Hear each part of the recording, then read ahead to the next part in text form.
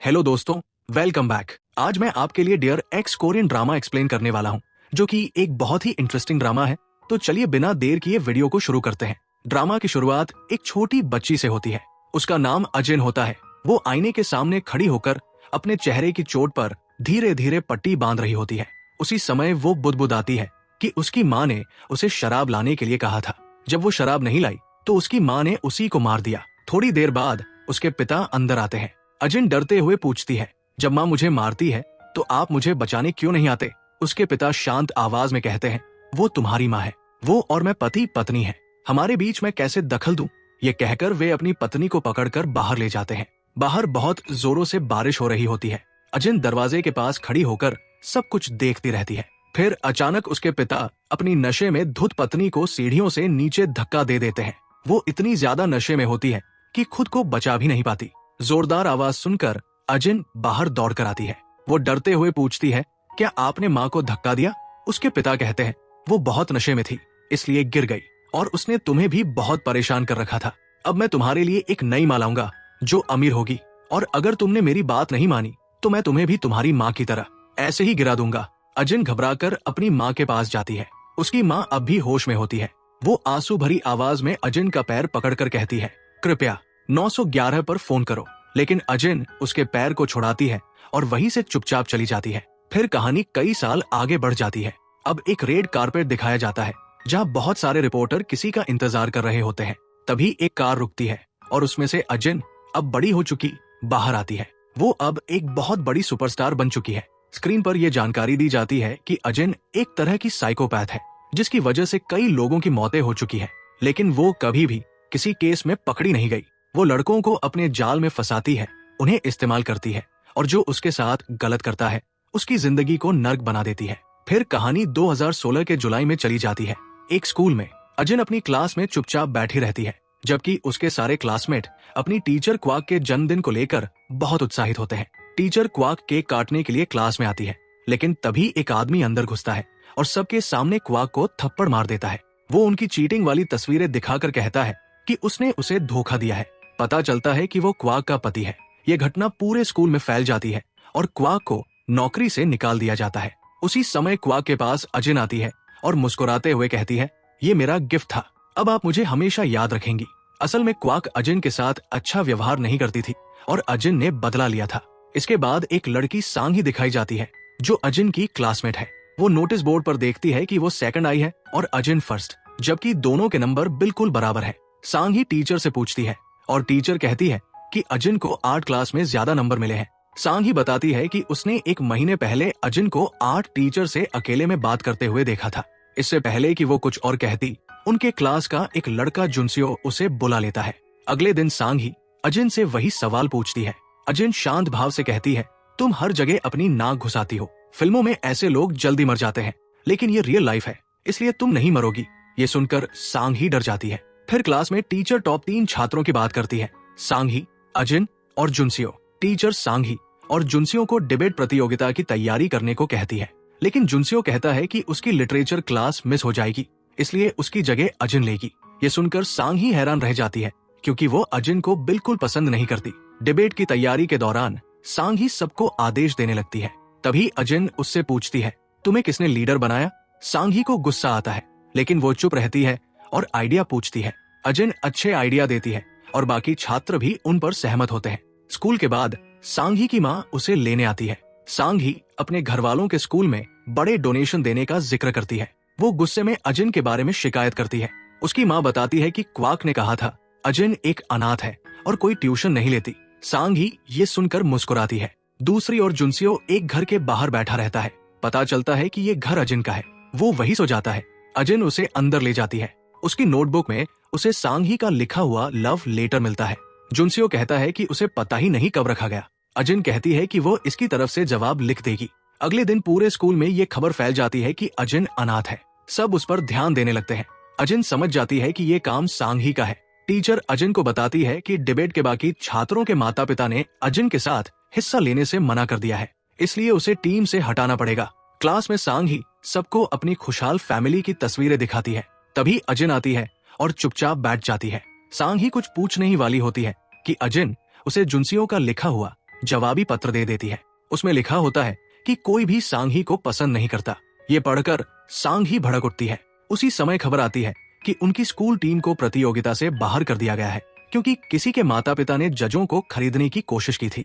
सांघी अपनी माँ को फोन करके सब कहने लगती है। तभी अजिन वहां आती है और कहती है, तुम्हारे साथ बहुत बुरा हुआ। सांघी क्रोधित होकर कहती है कि अजिन जैसे बच्चों को उसकी माँ के डोनेशन की वजह से ही खाना मिलता है।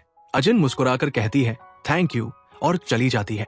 सांघी गुस्से में अजिन की नोटबुक की लिखावट से लेटर की लिखावट मिलाती है और वो मैच हो जाती है। उधर अजिन वॉशरूम में बैठकर किसी को मैसेज करती है और एक छात्र का पता भेजकर कहती है कि जल्दी पैसे जमा करके लाए। फिर एक नया किरदार आता है, किम जेओ। वो एक छात्र के घर जाकर उसकी माँ से कहता है कि उनके बेटे ने आईपैड खरीदने के लिए उससे उधार लिया था और वो ब्याज लेने आया है। पैसे न देने पर वो उन्हें धमकाता है और चला जाता है। इसी बीच सांघी गुस्से में अजिन पर पानी फेंक देती है और उसे गालियां देती है। अजिन बिल्कुल शांत रहती है और भीगे कपड़ों में क्लास में जाती है। ये देखकर जुनसियो उसे मेडिकल रूम ले जाता है। रास्ते में दोनों को जियो मिलता है। अजिन उससे कहती है कि उसके ईयरफोन बहुत अच्छे हैं। ये सुनकर जियो चुप हो जाता है। फ्लैशबैक में पता चलता है कि अजिन ने जियो को ईयरफोन चुराते हुए देख लिया था। उसने उससे कहा कि इस राज को छुपाने के बदले वो उसके लिए छात्रों से पैसे वसूल करेगा।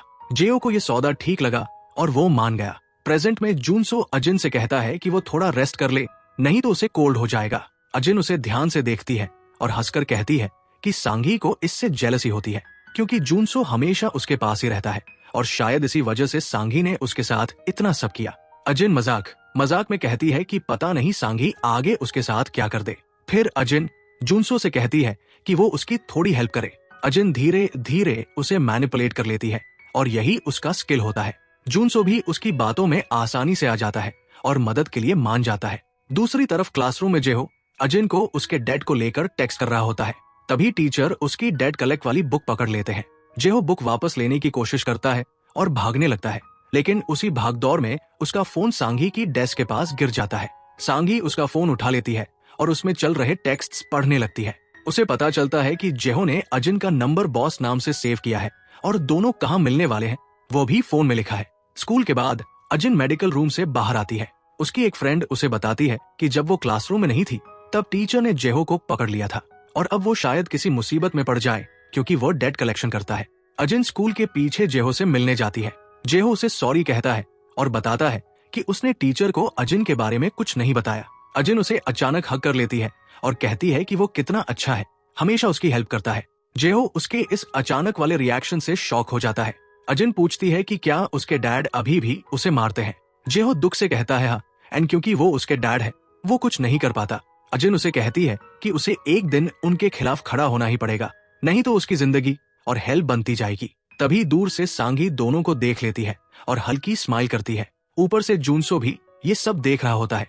नेक्स्ट डे लंच टाइम पर अजिन अपनी फ्रेंड्स के साथ बैठी होती है। सांघी अचानक आती है और अजिन की प्लेट में मिल्क डाल देती है। सभी उसे घूरने लगते हैं, लेकिन अजिन बिना रिएक्शन दिए क्वाइटली वहां से चली जाती है। सांघी उसके पीछे जाती है और जेहो के फोन से अजिन को कॉल करती है। जैसे ही अजिन का फोन बजता है, सांघी कहती है कि उसे सब पता है दैट अजिन सबके सामने गुड स्टूडेंट बनने का ड्रामा करती है और अब वो उसे एक्सपोज कर देगी। तभी वहां जुनसो आ जाता है। ये देखकर अजिन वहां से चली जाती है। जुनसो सांघी को अपने साथ ऊपर टेरेस की तरफ ले जाता है। वहां जाकर वो कहता है कि उसे भी सांघी पसंद है। सांघी ये सुनकर बहुत खुश हो जाती है, लेकिन जुनसो आगे कहता है कि उसे पसंद नहीं कि उसकी गर्लफ्रेंड किसी के साथ लड़ाई करे या किसी को बुल्ली करे, जबकि सांघी अजिन को बुल्ली करती है। सांघी कहती है कि ऐसा नहीं है, अजिन उसकी फ्रेंड है। जुनसो कहता है कि अगर वो प्रॉमिस करती है कि वो किसी को बुल्ली नहीं करेगी तभी वो उसे डेट करेगा। सांघी मान जाती है और एक्साइटेड होकर डेट के लिए प्लान्स सोचने लगती है। वो कहती है कि वो किसी को बुल्ली नहीं करती, सबकी फ्रेंड है। उधर जेहो नया फोन खरीदता है और अजिन को कॉल करके सारी स्थिति बताता है। अजिन कहती है कि वो बहुत अपसेट है और पूछती है कि क्या जेहो उससे मिलने आएगा। जेहो भागता हुआ बिना पीछे देखे अजिन के पास पहुंच जाता है। अजिन उसे बताती है कि सांघी को सब पता चल गया है और उसका पुराना फोन भी सांघी के पास है। जेहो पूछता है कि अजिन का क्या प्लान है। वो सांघी के खिलाफ कुछ भी करने को रेडी है। अजिन को बस यही सुनना था। जेहो भी उसकी मैनिपुलेशन का शिकार हो जाता है। नेक्स्ट डे क्लासरूम में क्लास मॉनिटर टीचर के गिफ्ट के लिए सभी से पैसा कलेक्ट कर रही होती है। जब अजिन पैसा देने आती है वो लेने से मना कर देती है। अजिन कहती है कि ये सच नहीं कि वो ऑर्फन है, ये सिर्फ रूमर है। वो मॉनिटर के कान में कुछ फुसफुसाती है और चली जाती है। दूसरी तरफ सांगी सभी को प्राउडली बताती है कि वो जुनसो को डेट कर रही है। उसके क्लासमेट्स पूछते हैं कि ये कैसे हो सकता है, अजिन और जुनसो इतने क्लोज थे। सांगी कहती है कि वो और अजिन भी फ्रेंड है और कल गलती से मिल गिर गया था, लेकिन क्लास को उसकी बातों पर ट्रस्ट नहीं होता। सांगी अपने लॉकर में कुछ रख रही होती है, तभी अजिन आती है, उसे जुनसो के लिए कांग्रेट्स बोलती है और चुपचाप उसका लॉकर कोड देख लेती है। ये कोड वो तुरंत जेहो को भेज देती है। नेक्स्ट सीन में पूरी क्लासरूम पीटी क्लास के लिए ग्राउंड में जाती है। अजिन दूर से जुनसो को देखती है और फिर वहां से चली जाती है। जुनसो सांगी से कहता है कि उसका पीटी करने का मन नहीं है, क्या सांगी उसके साथ क्लासरूम वापस चलेगी। सांगी एक्साइटेड होकर मान जाती है। जुनसो कहता है कि वो टीचर से मेडिकल रूम जाने का बोलकर चली जाए, वो भी बाद में वही आ जाएगा। दूसरी तरफ अजिन आर्ट रूम में आर्ट टीचर से मिलने जाती है और उससे अपने ट्रॉमा की बातें करती है। सांगी मेडिकल रूम का बहाना लगाकर क्लासरूम में वापस आती है और बोर्ड पर एक नोट देखती है कि जुनसो आर्ट रूम में उसका वेट कर रहा है। वो नोट हटाकर आर्ट रूम की तरफ चली जाती है। उधर जेहो क्लासरूम में आता है और क्लास कैप्टन के बैग से गिफ्ट के पैसे निकाल लेता है। फिर सांगी का लॉकर खोलकर पैसे और अपने चोरी हुए ईयरफोन्स अंदर रख देता है। आर्ट रूम में अजिन आर्ट टीचर को बताती है कि उसका ट्रॉमा फिर से ट्रिगर हो रहा है और उसका हाथ कांप रहा है। वो टीचर से हाथ पकड़ने को कहती है। टीचर उसका हाथ पकड़ लेता है और तभी सांगी वहां पहुंचकर ये दृश्य देख लेती है। अजिन तुरंत कहती है कि उसे ट्रू लव काउंसलिंग की बात याद आ गई और वो भी अपनी लाइफ में ऐसा अपनाने की कोशिश करेगी। सांगी ये सुनकर गलत समझ लेती है कि अजिन और आर्ट टीचर का अफेयर है। वो मुस्कुराती है और वापस क्लासरूम चली जाती है। क्लासरूम में सब लौटते हैं। क्लास कैप्टन बैग चेक करती है और पैसे गायब होते हैं। सब सांगी पर शक करते हैं क्योंकि वो अकेली अंदर थी। कुछ स्टूडेंट्स कहते हैं कि उसने मिडिल स्कूल में भी चोरी की थी। तभी जेहो कहता है कि उसके लॉकर चेक करो। सांगी मना करती है, लेकिन जुनसो और अजिन भी आ जाते हैं। जेहो एक किक से उसका लॉकर तोड़ देता है। अंदर पैसे, उसका फोन और ईयरफोन्स मिल जाते हैं। सब शॉक हो जाते हैं। सांगी कहती है कि ये सब अजिन ने किया है।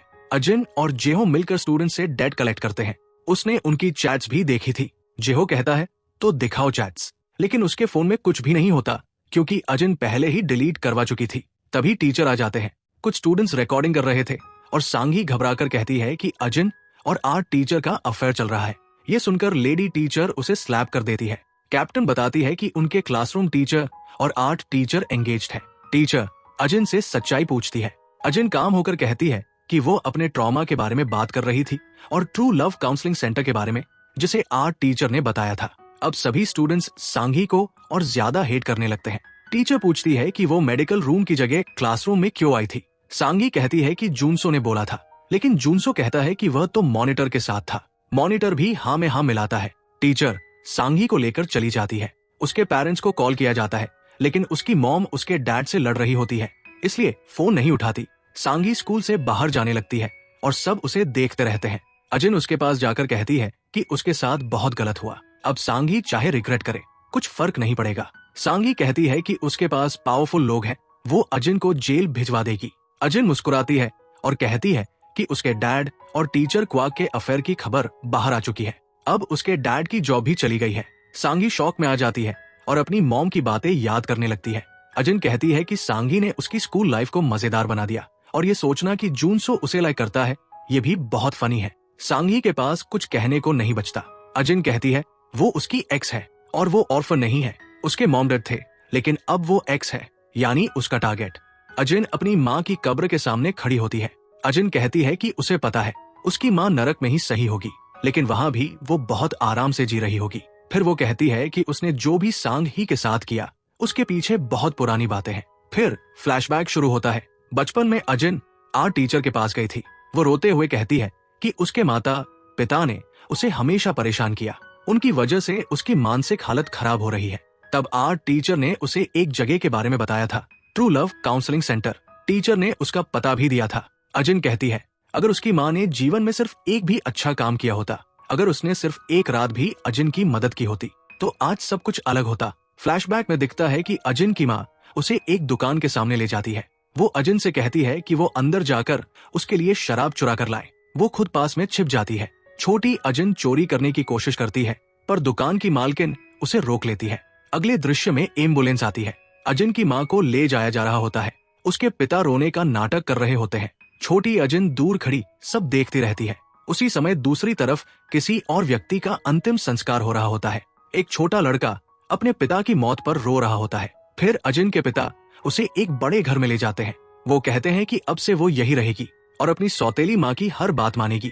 जैसे ही अजिन अंदर जाती है, वो वही बच्चा देखती है जो कुछ देर पहले अपने पिता के अंतिम संस्कार में था। वही बच्चा जून सो था और जून सो की माँ का अजिन के पिता के साथ अवैध संबंध था। जून सो की माँ अजिन के पिता के साथ कमरे में होती है। अजिन छिपकर सब सुन लेती है। अजिन के पिता कहते हैं कि वो अजिन से काम करवाए। अगर अजिन ने ज्यादा परेशानी की तो वो किसी भी हद तक जा सकती है, ठीक अपनी माँ की तरह। जून सो की माँ कहती है कि वो अजिन को एक ही हाथ से संभाल सकती है और उसके वीडियो बनाकर उन्हें एडल्ट वेबसाइट पर डालकर बहुत पैसा कमा सकती है। बाद में वे अजिन को अनाथालय भेज देंगे। ये सब सुनकर छोटी अजिन डर जाती है। फिर कहानी वापस वर्तमान में आती है। अजिन के पिता उसे ढूंढते हुए स्कूल पहुंचते हैं। उसी समय सांग ही भी गेट से बाहर निकल रही होती है। अजिन के पिता फोन पर बात करते हुए अजिन का नाम बोलते हैं। ये सुनकर सांग ही कहती है कि वो अजिन को जानती है और उसे स्कूल के अंदर ले जाती है। उधर अजिन और जे हो के पास सांग ही की डायरी होती है। डायरी में लिखा होता है कि कौन से स्टूडेंट्स के माता पिता अमीर है, कौन गरीब है और कौन कौन अछूत। जे हो कहता है कि सांग ही कितनी गंदी सोच रखती है। तभी अजिन की एक दोस्त का फोन आता है। वो कहती है कि अजिन का पिता स्कूल में है और नशे में उसे ढूंढ रहा है। ये सुनकर अजिन तुरंत स्कूल जाती है। स्कूल के कॉरिडोर में सब छात्र खड़े होते हैं। सांग ही कहती है कि अजिन का पिता कितना क्लास लेस्ट है, हमेशा नशे में रहता है। अजिन दूर से सब देख रही होती है। तभी जून सो आता है और अजिन के पिता को डैड कहकर बुलाता है। सभी हैरान हो जाते हैं। जून सो धीरे से अजिन के पिता के कान में कहता है कि अगर वो अभी स्कूल से बाहर चले जाएंगे तो वो उन्हें पैसे देगा। अजिन का पिता मान जाता है। सांग ही उन्हें रोकने की कोशिश करती है पर दोनों चले जाते हैं। उसी समय अजिन के हाथ में पड़ी सांग ही की डायरी गिर जाती है और उनके क्लास की कुछ बदमाश लड़कियों को मिल जाती है। डायरी में उन लड़कियों के नाम अछूत के रूप में लिखे होते हैं। वे सांग ही पर भड़क जाती है। अजिन बाहर कैफे के सामने जून सो और उसके पिता को देखती है।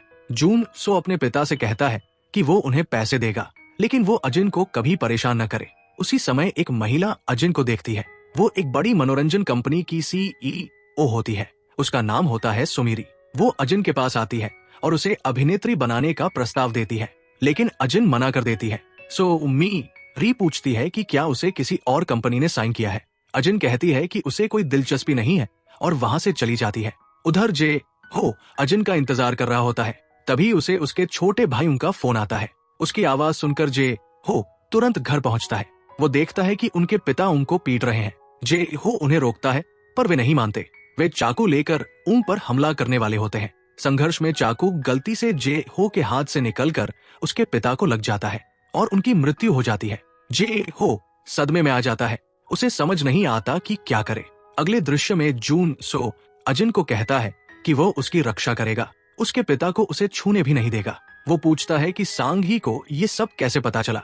अजिन मुस्कुराती है और कहती है कि उसने सांग ही की समस्या हमेशा के लिए हल कर दी है। फिर दिखता है कि बदमाश लड़कियों का समूह सांग ही को बेरमी से मार रहा है क्योंकि उसने डायरी में उनके बारे में गलत बातें लिखी थी। सांग ही रोते हुए माफी मांगती है और उन्हें पैसे देने की कोशिश करती है पर वे नहीं मानती। दूसरी तरफ जे हो उंग को अपनी मौसी के घर भेज देता है।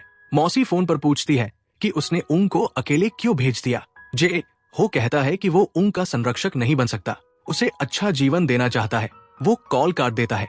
जे हो सड़क पर चलते हुए अजिन को फोन करता है। वो कहता है कि उसने अपने पिता का कत्ल कर दिया है, उसे कोई पछतावा नहीं है। वो पुलिस स्टेशन जा रहा है। अजिन कहती है कि कोर्ट में वो ऐसा दिखाए कि उसे बहुत पछतावा है, रोना शुरू कर दे ताकि लोगों की सहानुभूति मिले। जे हो आखिरी बार कहता है कि शायद वो दोनों अब कभी न मिले और फोन काट देता है। फिर कहानी कई महीनों बाद पहुंचती है। अजिन को उसके सपनों की लॉ यूनिवर्सिटी में एडमिशन मिल जाता है। जून सो बहुत खुश होता है। अजिन भी उत्साहित होती है। उधर कोर्ट में जे हो को लाया जाता है। वो बिल्कुल वही करता है जो अजिन ने कहा था। उसे अदालत से सहानुभूति मिलती है क्योंकि उसने उंग और खुद को एक हिंसक पिता से बचाने के लिए ये कदम उठाया था। इसलिए उसे 3 से 5 साल की सजा मिलती है। हत्या का मामला नहीं बनता।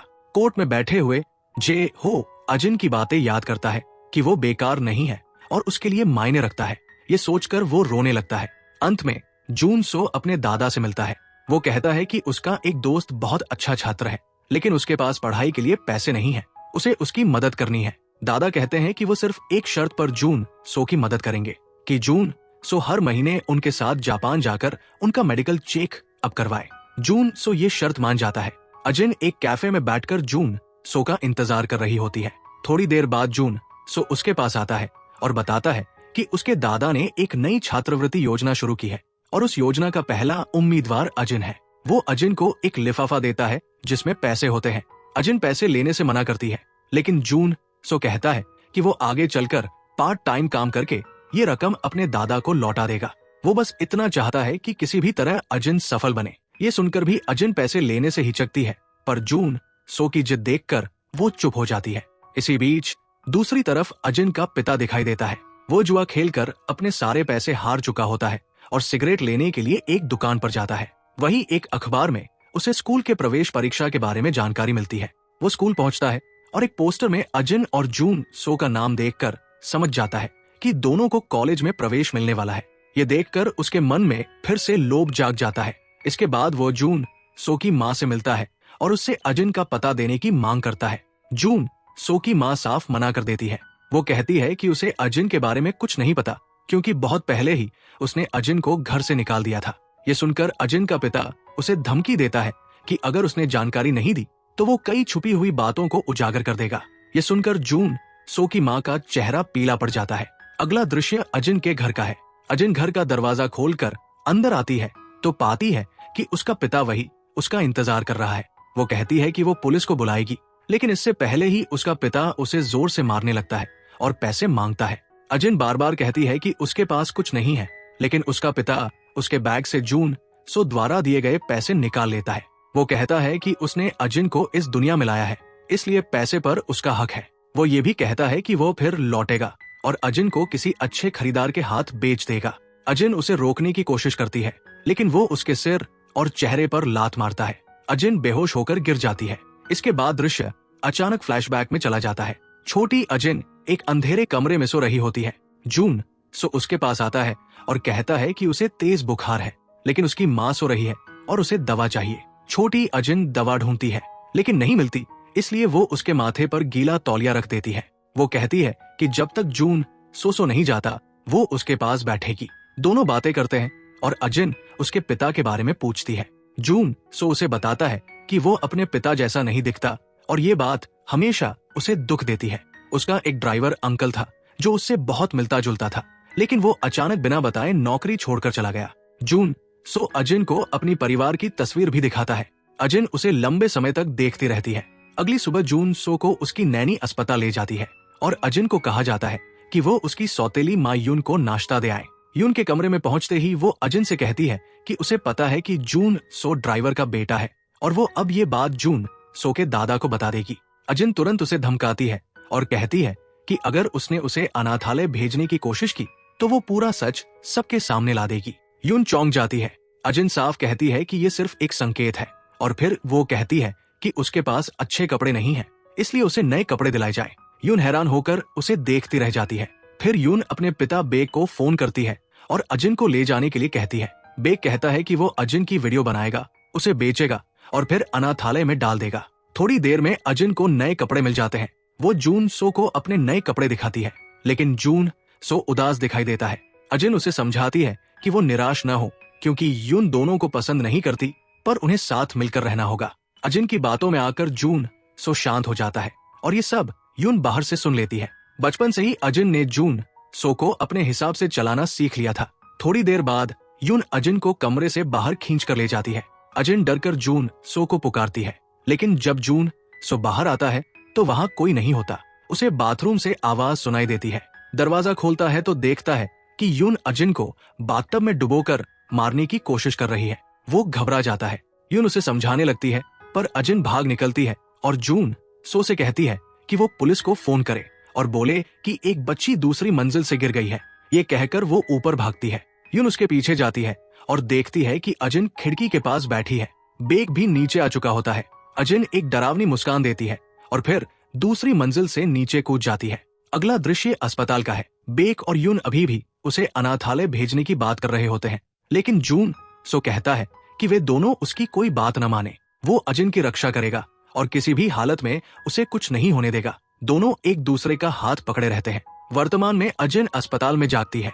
जून सो कहता है कि वो बहुत डर गया था क्योंकि अजिन 3 दिन से बेहोश थी। अजिन घबरा जाती है क्योंकि उसकी कॉलेज में फीस जमा करने की आखिरी तारीख निकल चुकी होती है। कॉलेज फोन करने पर भी उसे निराशा मिलती है। इसके बाद उसे स्कूल के स्नातक समारोह का निमंत्रण मिलता है। अजिन स्कूल जाती है और चुपचाप बैठ जाती है। दोस्त उससे चोट के बारे में पूछते हैं तो वो कहती है कि वो बस गिर गई थी। सभी उसके साथ फोटो लेते हैं और वो नकली मुस्कान के साथ फोटो खिंचवाती है। जून सो भी स्कूल आता है। यून उससे मिलने की कोशिश करती है लेकिन वो उसे छोड़कर सीधे अजिन के पास जाता है। अजिन अकेले ही बाहर निकलती है और जून सो पीछे चलता है। तभी हल्की बर्फबारी शुरू हो जाती है। अचानक एक चोर उनकी तरफ से भागता है और एक आदमी उसे पकड़ लेता है। अजिन उस आदमी को देखकर मुस्कुराती है और धीरे से कहती है कि शायद किस्मत ने ही उन्हें दोबारा मिलाया है। अंतिम दृश्य जे हो का है। वो जेल में बैठा है। दूसरे कैदी उसके बारे में बात कर रहे हैं कि इतना कम उम्र का बच्चा अपने पिता का कत्ल कैसे कर सकता है, लेकिन जे हो किसी बात पर ध्यान नहीं दे रहा। वो बस चुपचाप एक चित्र बना रहा है और वो चित्र अजिन का है। अजिन को उस आदमी के बारे में पता चलता है जिसने चोर को पकड़ा था।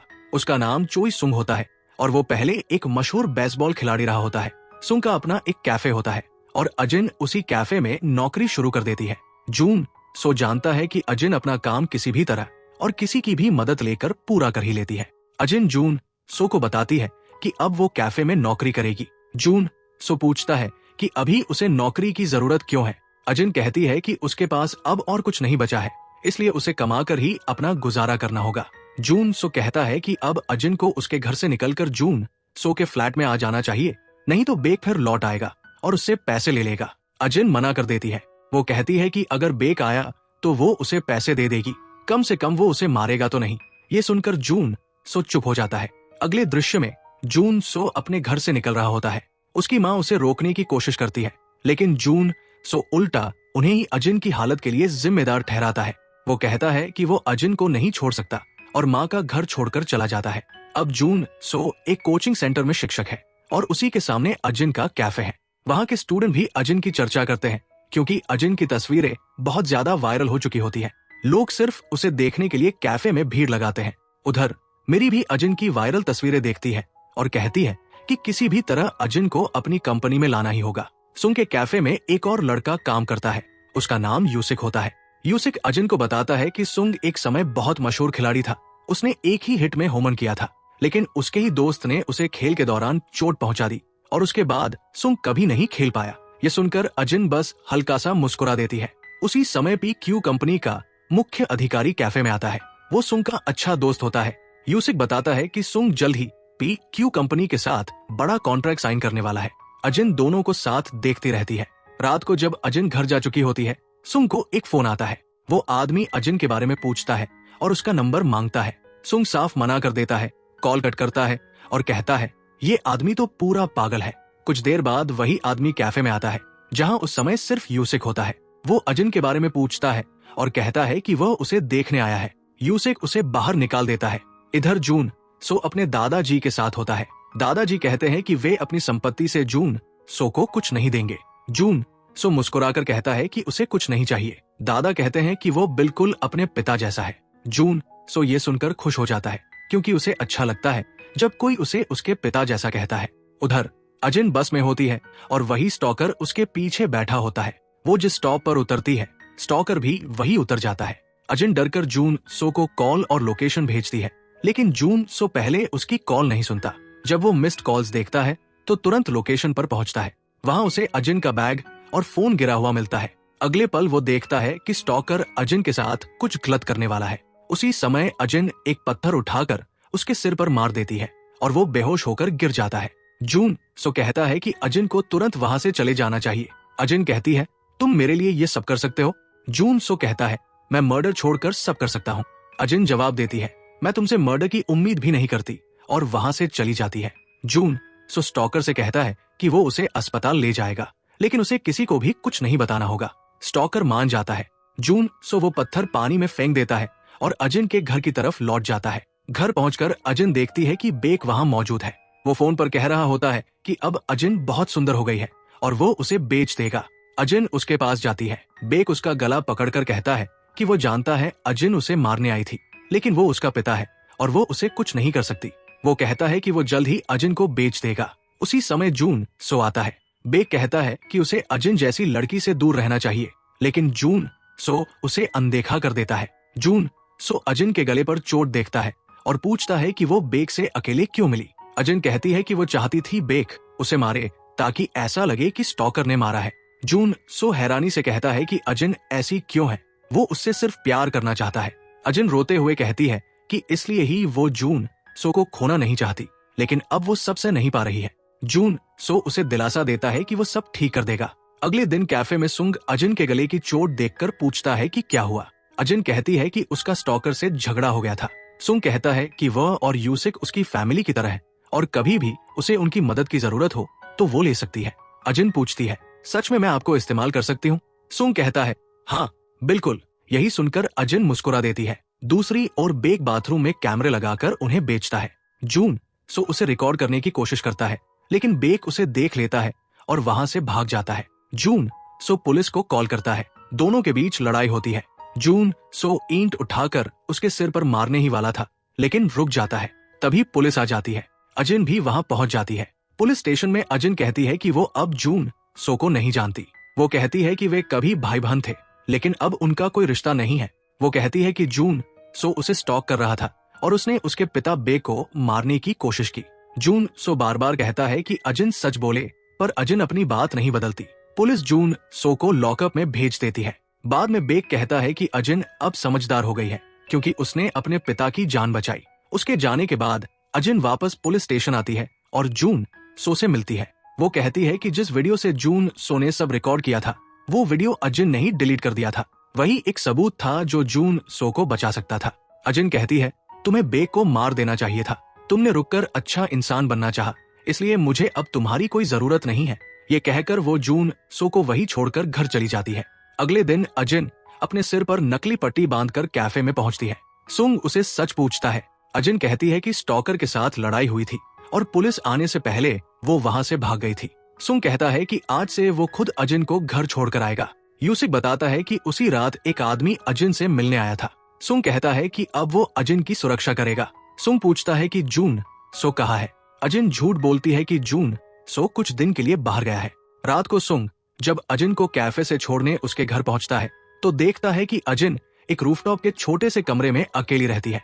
ये देखकर सुंग उसे घर बदलने के लिए कहता है, लेकिन अजिन मना कर देती है और कहती है कि उसे यही जगह आरामदायक लगती है। उसी समय अजिन को अपने दरवाजे के सामने एक बॉक्स दिखता है। वो उसे खोलती है तो उसमें एक मरा हुआ चूहा होता है और एक चिट्ठी जिसमें लिखा होता है, अब अगली बारी अजिन की है। अजिन डर जाती है।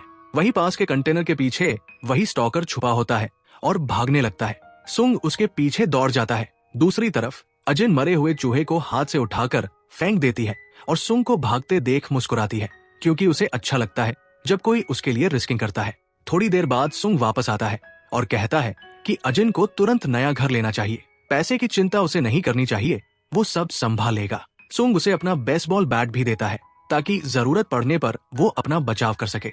अजिन वो बैट ले लेती है और अपने दरवाजे के पास रख देती है। अगले दृश्य में यूसिक अपने दोस्तों के साथ बाहर होता है और एक सीवीएस स्टोर में अजिन को देखता है। वही स्टॉकर भी स्टोर के अंदर होता है और अजिन के पीछे घूम रहा होता है। अचानक स्टॉकर बाहर निकल जाता है। यूसिक समझ नहीं पाता कि क्या हो रहा है। उधर अजिन घर पहुंचकर अपने कमरे की चीजें उलट पलट देती है और कुछ सामान भी तोड़ देती है। वो बेक को मैसेज भेजती है कि वो कल शाम 8 बजे उसके घर आ जाए। मैसेज पढ़कर बेक मुस्कुराता है। उसे लगता है कि अजिन इस बार उसे ज्यादा पैसे देने वाली है। अगली सुबह कैफे में मेरी अजिन से मिलने आती है। वो फिर से अपना ऑफर देती है। अजिन कहती है कि उसे दिलचस्पी है, लेकिन पहले उसे अपनी फैमिली प्रॉब्लम ठीक करनी है। मेरी कहती है कि वो मदद कर सकती है, पर अजिन मना कर देती है। मेरी कहती है कि जब भी अजिन का मन बदले वो उसके पास आ सकती है और वहां से चली जाती है। इसके बाद सुंग और यूसिक कहते हैं कि अब अजिन एक स्टार बन जाएगी। सब मुस्कुराते हैं, लेकिन अजिन कहती है कि उसे स्टार बनना नहीं है। सुंग पूछता है कि क्या जून सो उसे रोक रहा है, कैसा बॉयफ्रेंड है वो। अजिन कहती है कि जून सो उसका बॉयफ्रेंड नहीं है। सुंग हैरान रह जाता है क्योंकि उसे हमेशा लगा था कि जून सो और अजिन साथ है। रसोई में काम करते समय यूसिक स्टॉकर वाली बात सुना देता है। अजिन को तुरंत याद आता है कि उसने सीवीएस में एक रैक में एक पेपर रखा था जिसे स्टॉकर ने उठा लिया था। यानी ये साफ हो जाता है कि स्टॉकर को भी अजिन ने ही हायर किया था। ताकि उसकी प्लानिंग पूरी हो सके।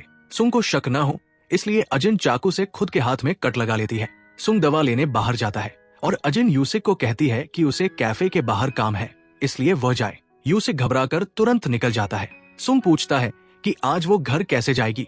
अजिन बताती है कि कल रात लौटने पर उसका पूरा सामान बिखरा हुआ था, शायद स्टॉकर कमरे में आया था। सुंग कहता है कि आज वो अपने घर नहीं जाएगी बल्कि सुंग के रूम में रहेगी और वो खुद अपने पेरेंट्स के घर जाएगा। अजिन मना करती है लेकिन सुंग जबरदस्ती उसे भेज देता है।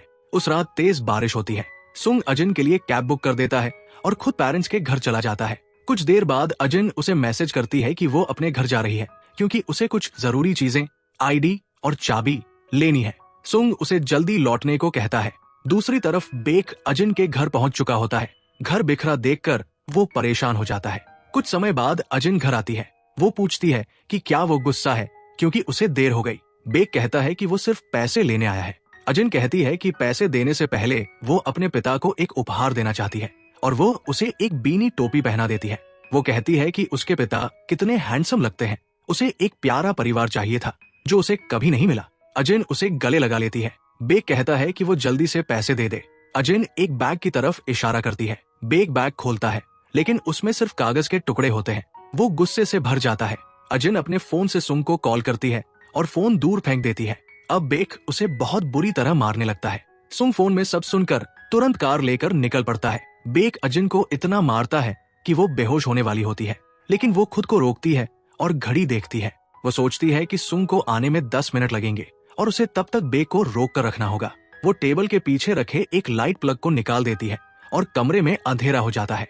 इसी अंधेरे में सुंग घर पहुंचता है। दरवाजे के बाहर उसे अजिन का रखा बेसबॉल बैट मिलता है। वो बैट उठाकर अंदर जाता है। अंधेरे में उसे सिर्फ बीनी टोपी नजर आती है। वो उसी टोपी पर हमला कर देता है और वो बेक होता है। अगले दृश्य में सुंग घबराए हुए घर से निकल रहा होता है। उस समय जून सो, जिसे जेल से छोड़ दिया गया था, अजिन से मिलने आ रहा होता है और सुंग को डरते हुए निकलते देख लेता है। जून सो समझ जाता है कि अजिन का प्लान सफल हो चुका है। फिर अजिन को घर से बाहर निकलते दिखाया जाता है। वो बाहर जाकर पुलिस को कॉल करती है और कहती है, मेरे पापा को किसी ने मार दिया है और मैं बहुत घायल हूँ। वो कॉल काट देती है और मुस्कुराने लगती है। अजिन बेक की लाश को देखकर कहती है कि इस हाल तक आने का जिम्मेदार खुद बेक ही है। वो मुश्किल से उठती है, एक कैंची लेती है और बेक के सर पर पड़ी बीनी उतार लेती है। फिर वो बाथरूम में जाकर बीनी के छोटे छोटे टुकड़े करती है और उसे फ्लश कर देती है। अगले दृश्य में पुलिस वहां आ जाती है और संग को भी गिरफ्तार कर लेती है। जांच के दौरान संग कहता है कि उसे नहीं पता था कि बेक अजिन का पिता है। उसने तो अजिन को बेसबॉल बैट सिर्फ उसकी सुरक्षा के लिए दिया था। अधिकारी उससे पूछते हैं कि अगर वो निर्दोष था तो फिर घटना स्थल से भागा क्यों। फिर फ्लैशबैक दिखाया जाता है। जब संग ने बेक को मारा था तब अजिन ने बताया था कि बेक उसका पिता है। संग तुरंत पुलिस को कॉल करने लगा, लेकिन अजिन ने उसे रोककर कहा कि वो सब संभाल लेगी। संग वहां से चला गया। उसके जाते ही अजिन ने बेक को फिर बैट से मारा और मुस्कुराई। वर्तमान में संग पुलिस से कहता है कि बेक के सर पर बीनी थी, इसलिए उसे लगा था कि वही अजिन का स्टॉकर है। अधिकारी कहते हैं कि वहां कोई बीनी मिली ही नहीं। संग हैरान रह जाता है। अजिन अस्पताल में होती है। एक अधिकारी उससे बीनी के बारे में पूछता है, लेकिन अजिन कहती है कि उसने कोई बीनी नहीं देखी। शायद संग ने गलत समझा। तभी एक और अधिकारी आता है और बताता है कि पीक्यू कंपनी का CEO मिलने आया है। अजिन को याद आता है कि ये वही कंपनी है जिसमें संग के दोस्त काम करते हैं। वो अधिकारियों की बातें सुन लेती है। सीनियर अधिकारी कहता है कि बेक ने अजिन पर बहुत अत्याचार किए थे, इसलिए अजिन को बेक को मारने का मजबूत कारण था। अजिन ये सब अपने फोन में रिकॉर्ड कर लेती है। उसे ये भी दिखता है कि सीनियर अधिकारी को किसी ने जूसे वाले बॉक्स में पैसा दिया है। बाहर जून सो भी अस्पताल के बाहर से ये सब रिकॉर्ड कर रहा होता है। CEO और सीनियर अधिकारी संग को अपनी पूरी योजना बताते हैं। संग कहता है कि इससे अजिन की पूरी जिंदगी खराब हो जाएगी, लेकिन अधिकारी उसे समझाते हैं कि फिलहाल उसे अपनी चिंता करनी चाहिए। सीनियर अधिकारी अजिन के घर की तलाशी लेता है और कमोड से कपड़े का एक छोटा टुकड़ा निकालता है। उसे बीनी याद आती है। अस्पताल से डिस्चार्ज होते ही पुलिस अजिन को गिरफ्तार कर लेती है। स्टेशन पर एक मशहूर अभिनेत्री ले ना भी लाई जाती है, जिसने नशे में किसी को टक्कर मार दी थी। उसकी मैनेजर सब कुछ आसानी से संभाल लेती है। अजिन ये सब देखती है और समझती है कि मेरी भी इसी कंपनी से है और अब वे लोग अजिन की जानकारी निकालने की कोशिश कर रहे हैं। जांच के दौरान सीनियर अधिकारी अजिन से कहता है कि उसके पास प्रमाण भी है और मोटिव भी। वो बताता है कि बेक की मौत 10 बजे हुई, लेकिन अजिन ने पुलिस को 3 बजे कॉल किया। अजिन कहती है कि वो बेहोश थी, पर अधिकारी उसकी बात नहीं मानता। वो ये भी बताता है कि संग ने सिर्फ एक बार मारा, जबकि बेक के सर पर 3 घाव थे। जेल में अजिन एक महिला स्टाफ से कहती है कि उसे लगता है कि उसे पीरियड आया है, ताकि वो अपने फोन की रिकॉर्डिंग उसे सुना सके। उधर कुछ अधिकारी सीनियर अधिकारी की कार की तलाशी लेते हैं और बॉक्स भी मिल जाता है, पर उसमें पैसे नहीं बल्कि सिर्फ जूस होता है, क्योंकि उसने पहले ही बॉक्स बदल दिए थे। अंत में जून सो अपनी माँ के साथ होता है। उसकी माँ युन कहती है कि उसने बेक की मौत की खबर सुनी है। जून सो कहता है कि अब उसका उनसे कोई संबंध नहीं। उसकी माँ पूछती है कि वो इतना बदल कैसे गया। जून सो कहता है कि वो कुछ दिनों के लिए बाहर जा रहा है और उसे चिंता न करे। अगले दिन सीनियर ऑफिसर की टीम का एक सदस्य यूसिक से जानकारी लेने आता है। यूसिक कहता है कि उसने कई बार अजिन के पीछे उसी स्टॉकर को घूमते हुए देखा है। ये बात सीनियर ऑफिसर तक पहुंचती है और वो कहता है कि अजिन ने पहले भी स्टॉकर की शिकायत की थी। उसे लगता है कि वही स्टॉकर यानी जून सो अजिन का पीछा करता था। अगले दृश्य में लेना की मैनेजर अजिन से मिलने आती है। वो कहती है कि मेरी अजिन के लिए कुछ भी कर सकती है, बस अजिन हाँ कह दे। मैनेजर बताती है कि अजिन के पास आगे चलकर बहुत पावर होगी और कंपनी उसे पूरी तरह सपोर्ट करेगी। अजिन सोच में पड़ जाती है। फिर जून सो पुलिस स्टेशन पहुंचकर कहता है बेक का तलब मैंने किया है और अजिन का स्टॉकर भी मैं ही हूँ। सब हैरान रह जाते हैं। जून सो अपने कन्फेशन में बताता है कि जेल से निकलकर वो पहले उस मोटेल गया जहाँ बेक रुका था। वहाँ उसने रिसेप्शनिस्ट को जहरीला ड्रिंक देकर कहा कि वो बेक तक पहुंचा दे। लेकिन जब पता चला कि बेक मोटेल में नहीं है बल्कि अजिन के घर गया है, तो वो वहाँ पहुंचता है और अजिन को बेहोश हालत में देखकर डर जाता है। उसे लगता है कि बेक अजिन को नुकसान पहुंचाने वाला है, इसलिए वो बैट से बेक के सिर पर मार देता है। ऑफिसर फिर से पूरा मामला जांचने का आदेश देते हैं। उन्हें CVS स्टोर में अजिन और स्टॉकर का एक साथ खड़ा फुटेज मिलता है, जिसमें अजिन स्टॉकर को कुछ देते हुए दिखती है, पर वीडियो साफ नहीं होता। इसके बाद अजिन को जेल से बाहर निकाल दिया जाता है, क्योंकि जून सो ने खुद कबूल किया है। अजिन ये सुनकर सदमे में पड़ जाती है। फ्लैशबैक में दिखता है कि अजिन बेक की लाश देखकर डर गई थी। उसे लगा कि बेक शायद अभी भी जिंदा है, इसलिए वो घबराकर उसे दोबारा मारती है और रोने लगती है। उसी समय जून सो वहां पहुंचता है। वो सारा दृश्य देखकर घबरा जाता है और सोचता है अजिन के लिए मैं क्या कर सकता हूँ। जून सो बाथरूम में जाकर कमोड से बीनी के सारे टुकड़े निकालकर एक पैकेट में रख लेता है और पूरा बाथरूम साफ कर देता है। वो बैट पर से अजिन के फिंगरप्रिंट भी मिटा देता है और खुद बेक के सिर पर दोबारा वार करता है ताकि शक अजिन पर न जाए। लेकिन पुलिस जांच में पता चलता है कि बेक की मौत रात 10 बजे हुई थी और जून सो मोटेल पहुंचा था 1:10 पर, यानी उसका बयान झूठ है। पूछने पर जून सो गुस्सा हो जाता है और कहता है कि अजिन बहुत अच्छी है, उसने कुछ नहीं किया है। वो पुलिस पर हमला तक कर देता है और बार बार चिल्लाता है अजिन को कुछ नहीं होना चाहिए। दूसरी तरफ अजिन अब मिरी के साथ होती है।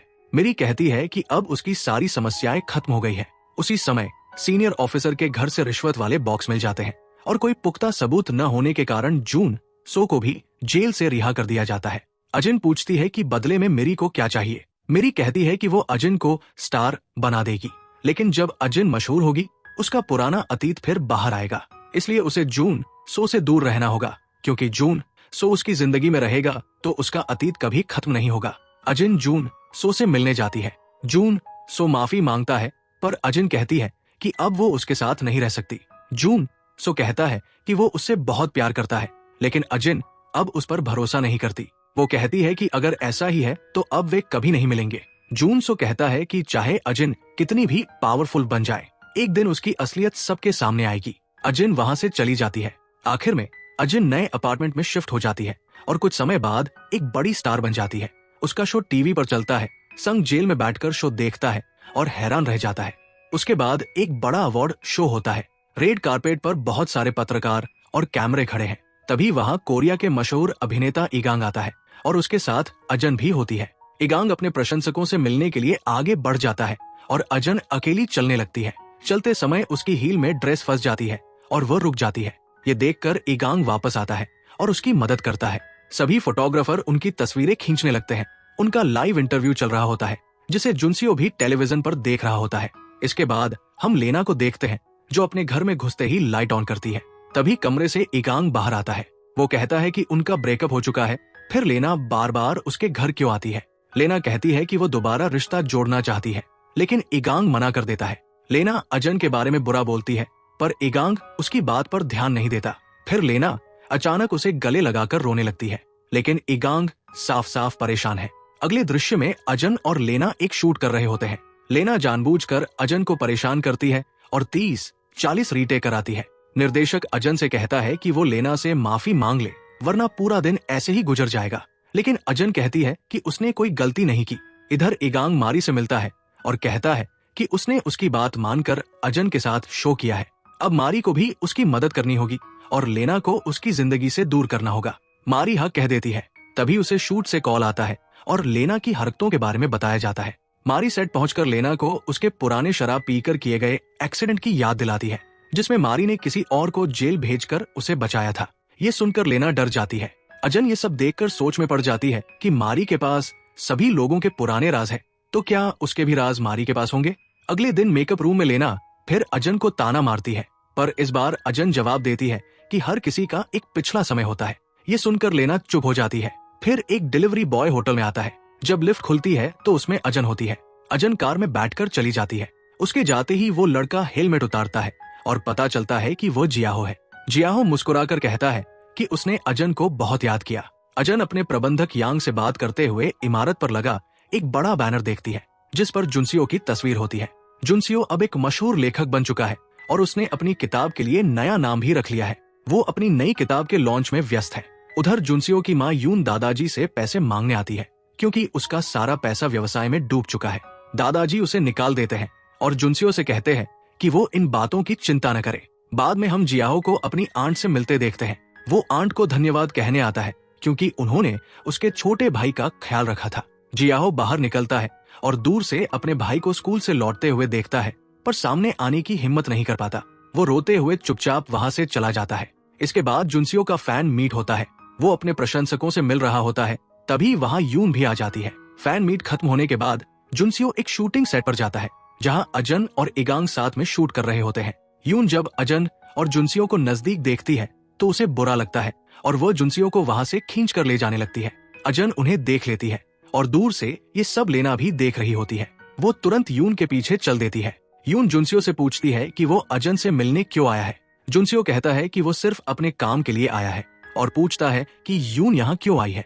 यून कहती है कि वो उसकी माँ है। जुनसियो कहता है कि उसे सिर्फ पैसे चाहिए, वो पैसे दे देगा, और फिर वहाँ से चला जाता है। लेना उनकी बात सुन लेती है और अपने प्रबंधक से कहती है कि उसे जुनसियो से मिलना है, क्योंकि वह उसकी किताब का प्रचार करना चाहती है।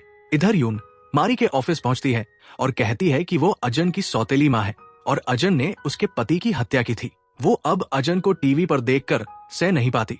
मारी पूछती है कि जब उसने अजन को घर से निकाल दिया था और पति से कोई रिश्ता भी नहीं रखा था, तो अचानक इतनी चिंता क्यों? मारी समझ जाती है कि यून पैसे मांगने आई है। तभी वहाँ अजन आ जाती है और यून तुरंत चली जाती है। मारी अजन से कहती है कि ये सब नया नहीं है, वो बस अपने काम पर ध्यान दे। बाहर आने पर लेना फिर अजन को ताना मारती है। अजन मुस्कुराकर कहती है कि वो जितना उसके अतीत को जानने की कोशिश करेगी, उतना ही परेशान होगी। इसके बाद लेना जुनसियो से मिलती है और उसकी निजी जिंदगी के बारे में पूछने लगती है, पर जुनसियो कोई दिलचस्पी नहीं दिखाता। दोनों एक लाइव शूट करते हैं और अजन भी उसे देखती है।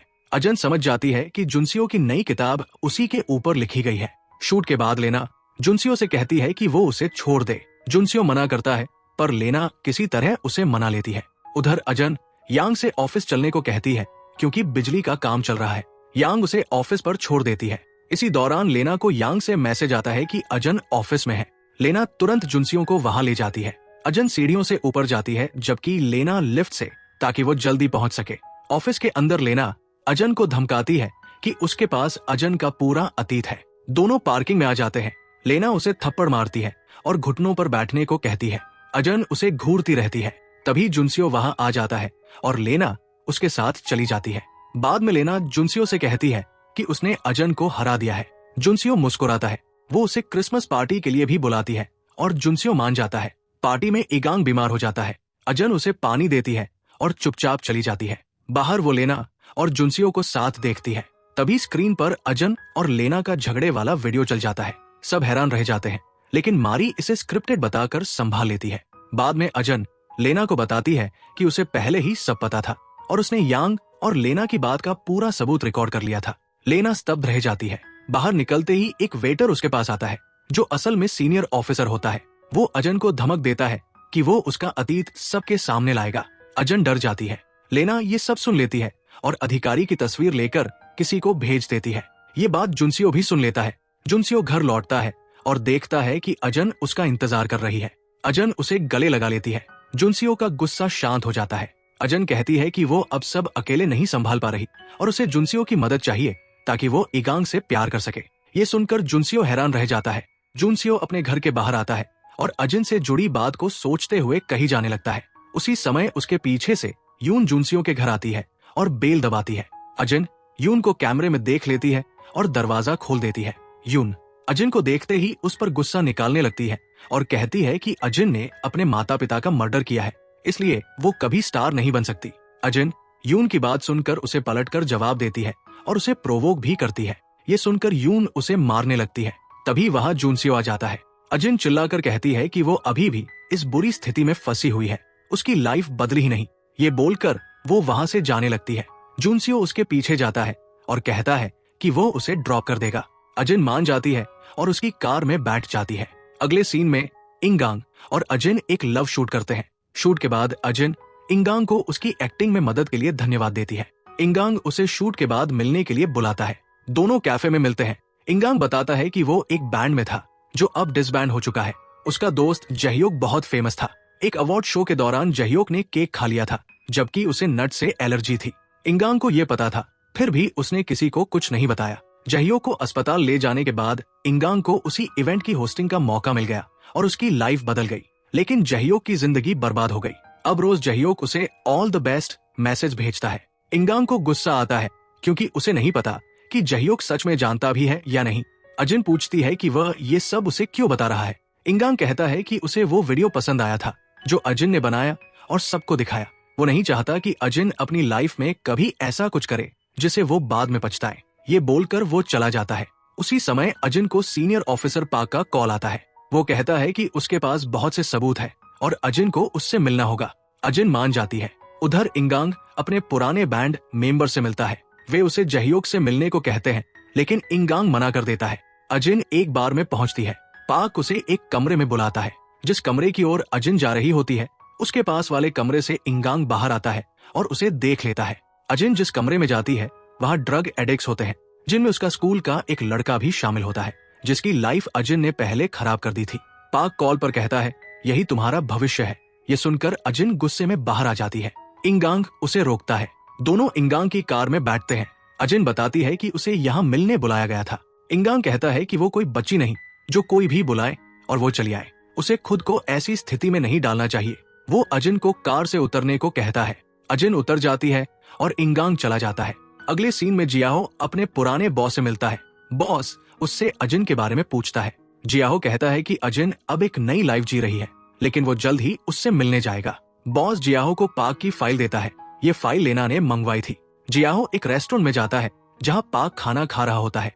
पाक गलती से उसकी शर्ट पर सूप गिरा देता है। सफाई करते समय जियाहो मौका पाकर पाक का फोन बदल देता है और बाद में उसके फोन से एक डिवाइस कनेक्ट कर लेता है ताकि वो पाक की सारी बात सुन सके। पाक बाद में पत्रकार लम से मिलता है। दोनों अजन के माता पिता के मर्डर केस पर बात करते हैं। ये सुनकर जियाहो शॉक में आ जाता है। जियाहो जुनसियो से मिलता है और उसे पूरी रिकॉर्डिंग सुनाता है। वो रिकॉर्डिंग जो अजन का करियर बर्बाद करने के लिए थी, लेकिन उसी में पाक की पूरी लाइफ भी फंस चुकी है। जियाहो कहता है कि उसे लगा था अजन अब खुश है, लेकिन उसने बहुत कुछ झेला है। जुनसियो बताता है कि अजन पर कोई केस नहीं है, लेकिन अब उसे दोनों की मदद की जरूरत है।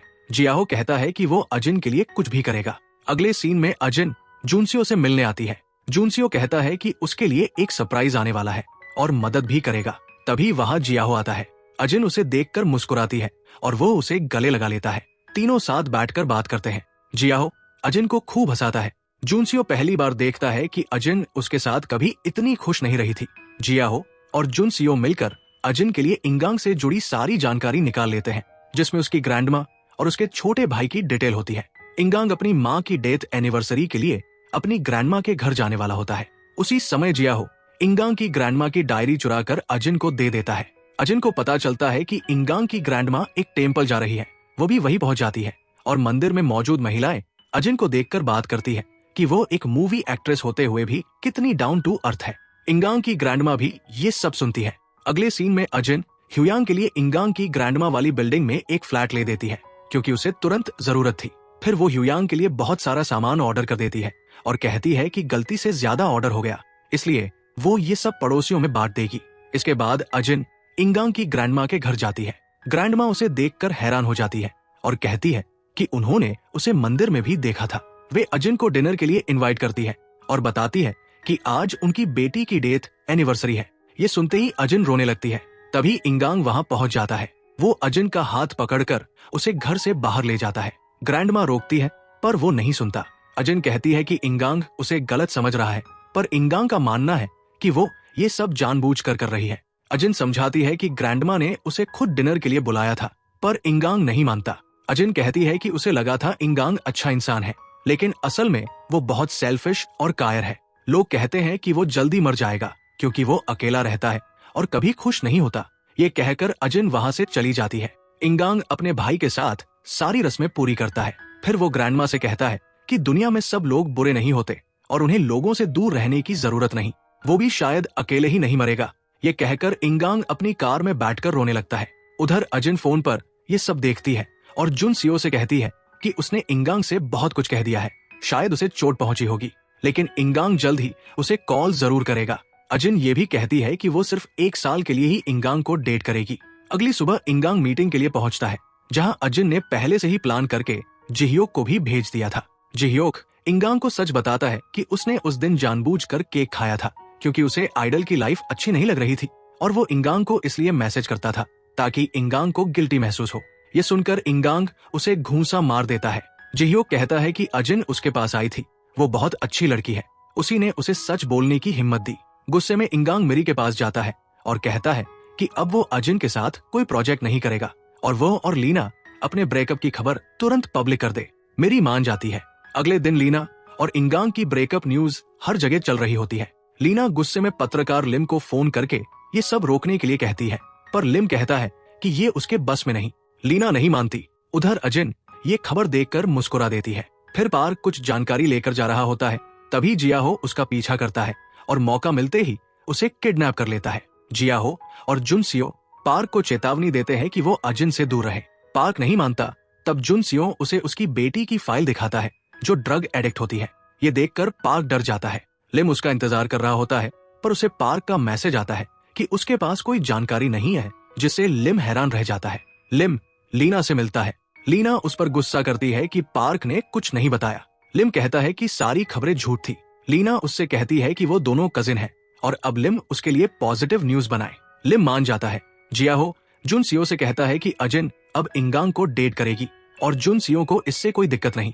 जुन सियो कहता है कि उनके बीच कुछ नहीं है, तो जियाहो कहता है कि इतना क्लोज होने के बाद भी जुन सियो कुछ नहीं कर पाया। दोनों लिम की न्यूज के बारे में बात करते हैं।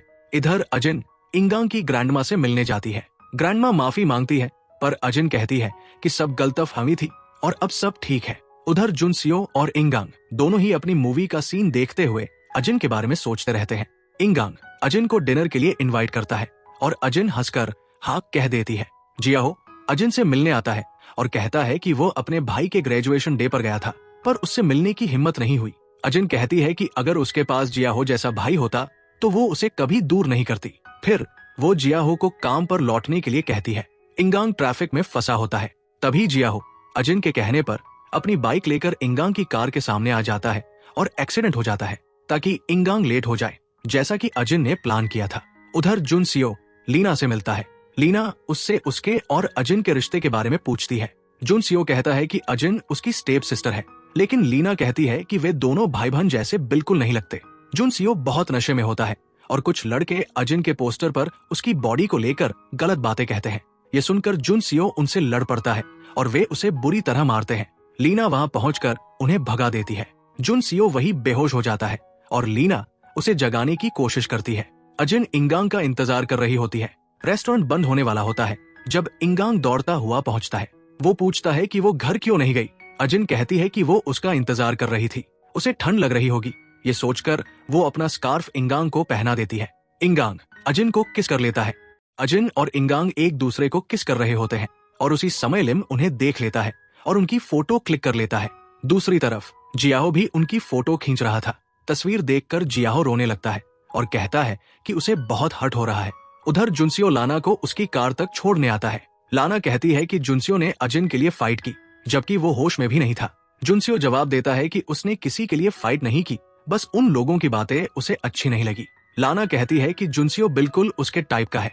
जुनसियो लाना को कार में बैठाता है और लाना बैठते ही सो जाती है। तभी लिम का कॉल आता है। जुनसियो कॉल रिसीव करता है और लिम कहता है कि उसने अजिन और इंगांग को किस करते हुए देख लिया। ये सुनकर जुनसियो गुस्से और जलन से भर जाता है, लेकिन फिर भी वो अजिन को लिम के बारे में टेक्स्ट भेजकर सावधान कर देता है। अगले दिन लिम वो तस्वीरें मिरी को भेज देता है। मिरी अजिन से पूछती है तो अजिन कहती है कि वह और इंगांग एक दूसरे को पसंद करते हैं और इंगांग के बारे में कोई भी फेक न्यूज नहीं आएगी, ये वो प्रॉमिस करती है। अजिन कहती है कि वो खुद लिम से मिलने जाएगी। इंगांग वहां आता है तो अजिन उसे मिरी से बात करने को कहकर चली जाती है। इंगांग मिरी को बताता है कि आर्टिकल से उसे कोई फर्क नहीं पड़ता, वो अजिन के साथ खुश है और मिरी भी सपोर्ट करे। मिरी हैरान होती है क्योंकि पहले इंगांग को अजिन बिल्कुल पसंद नहीं, लेकिन इंगांग कहता है अब सिचुएशन बदल गई है।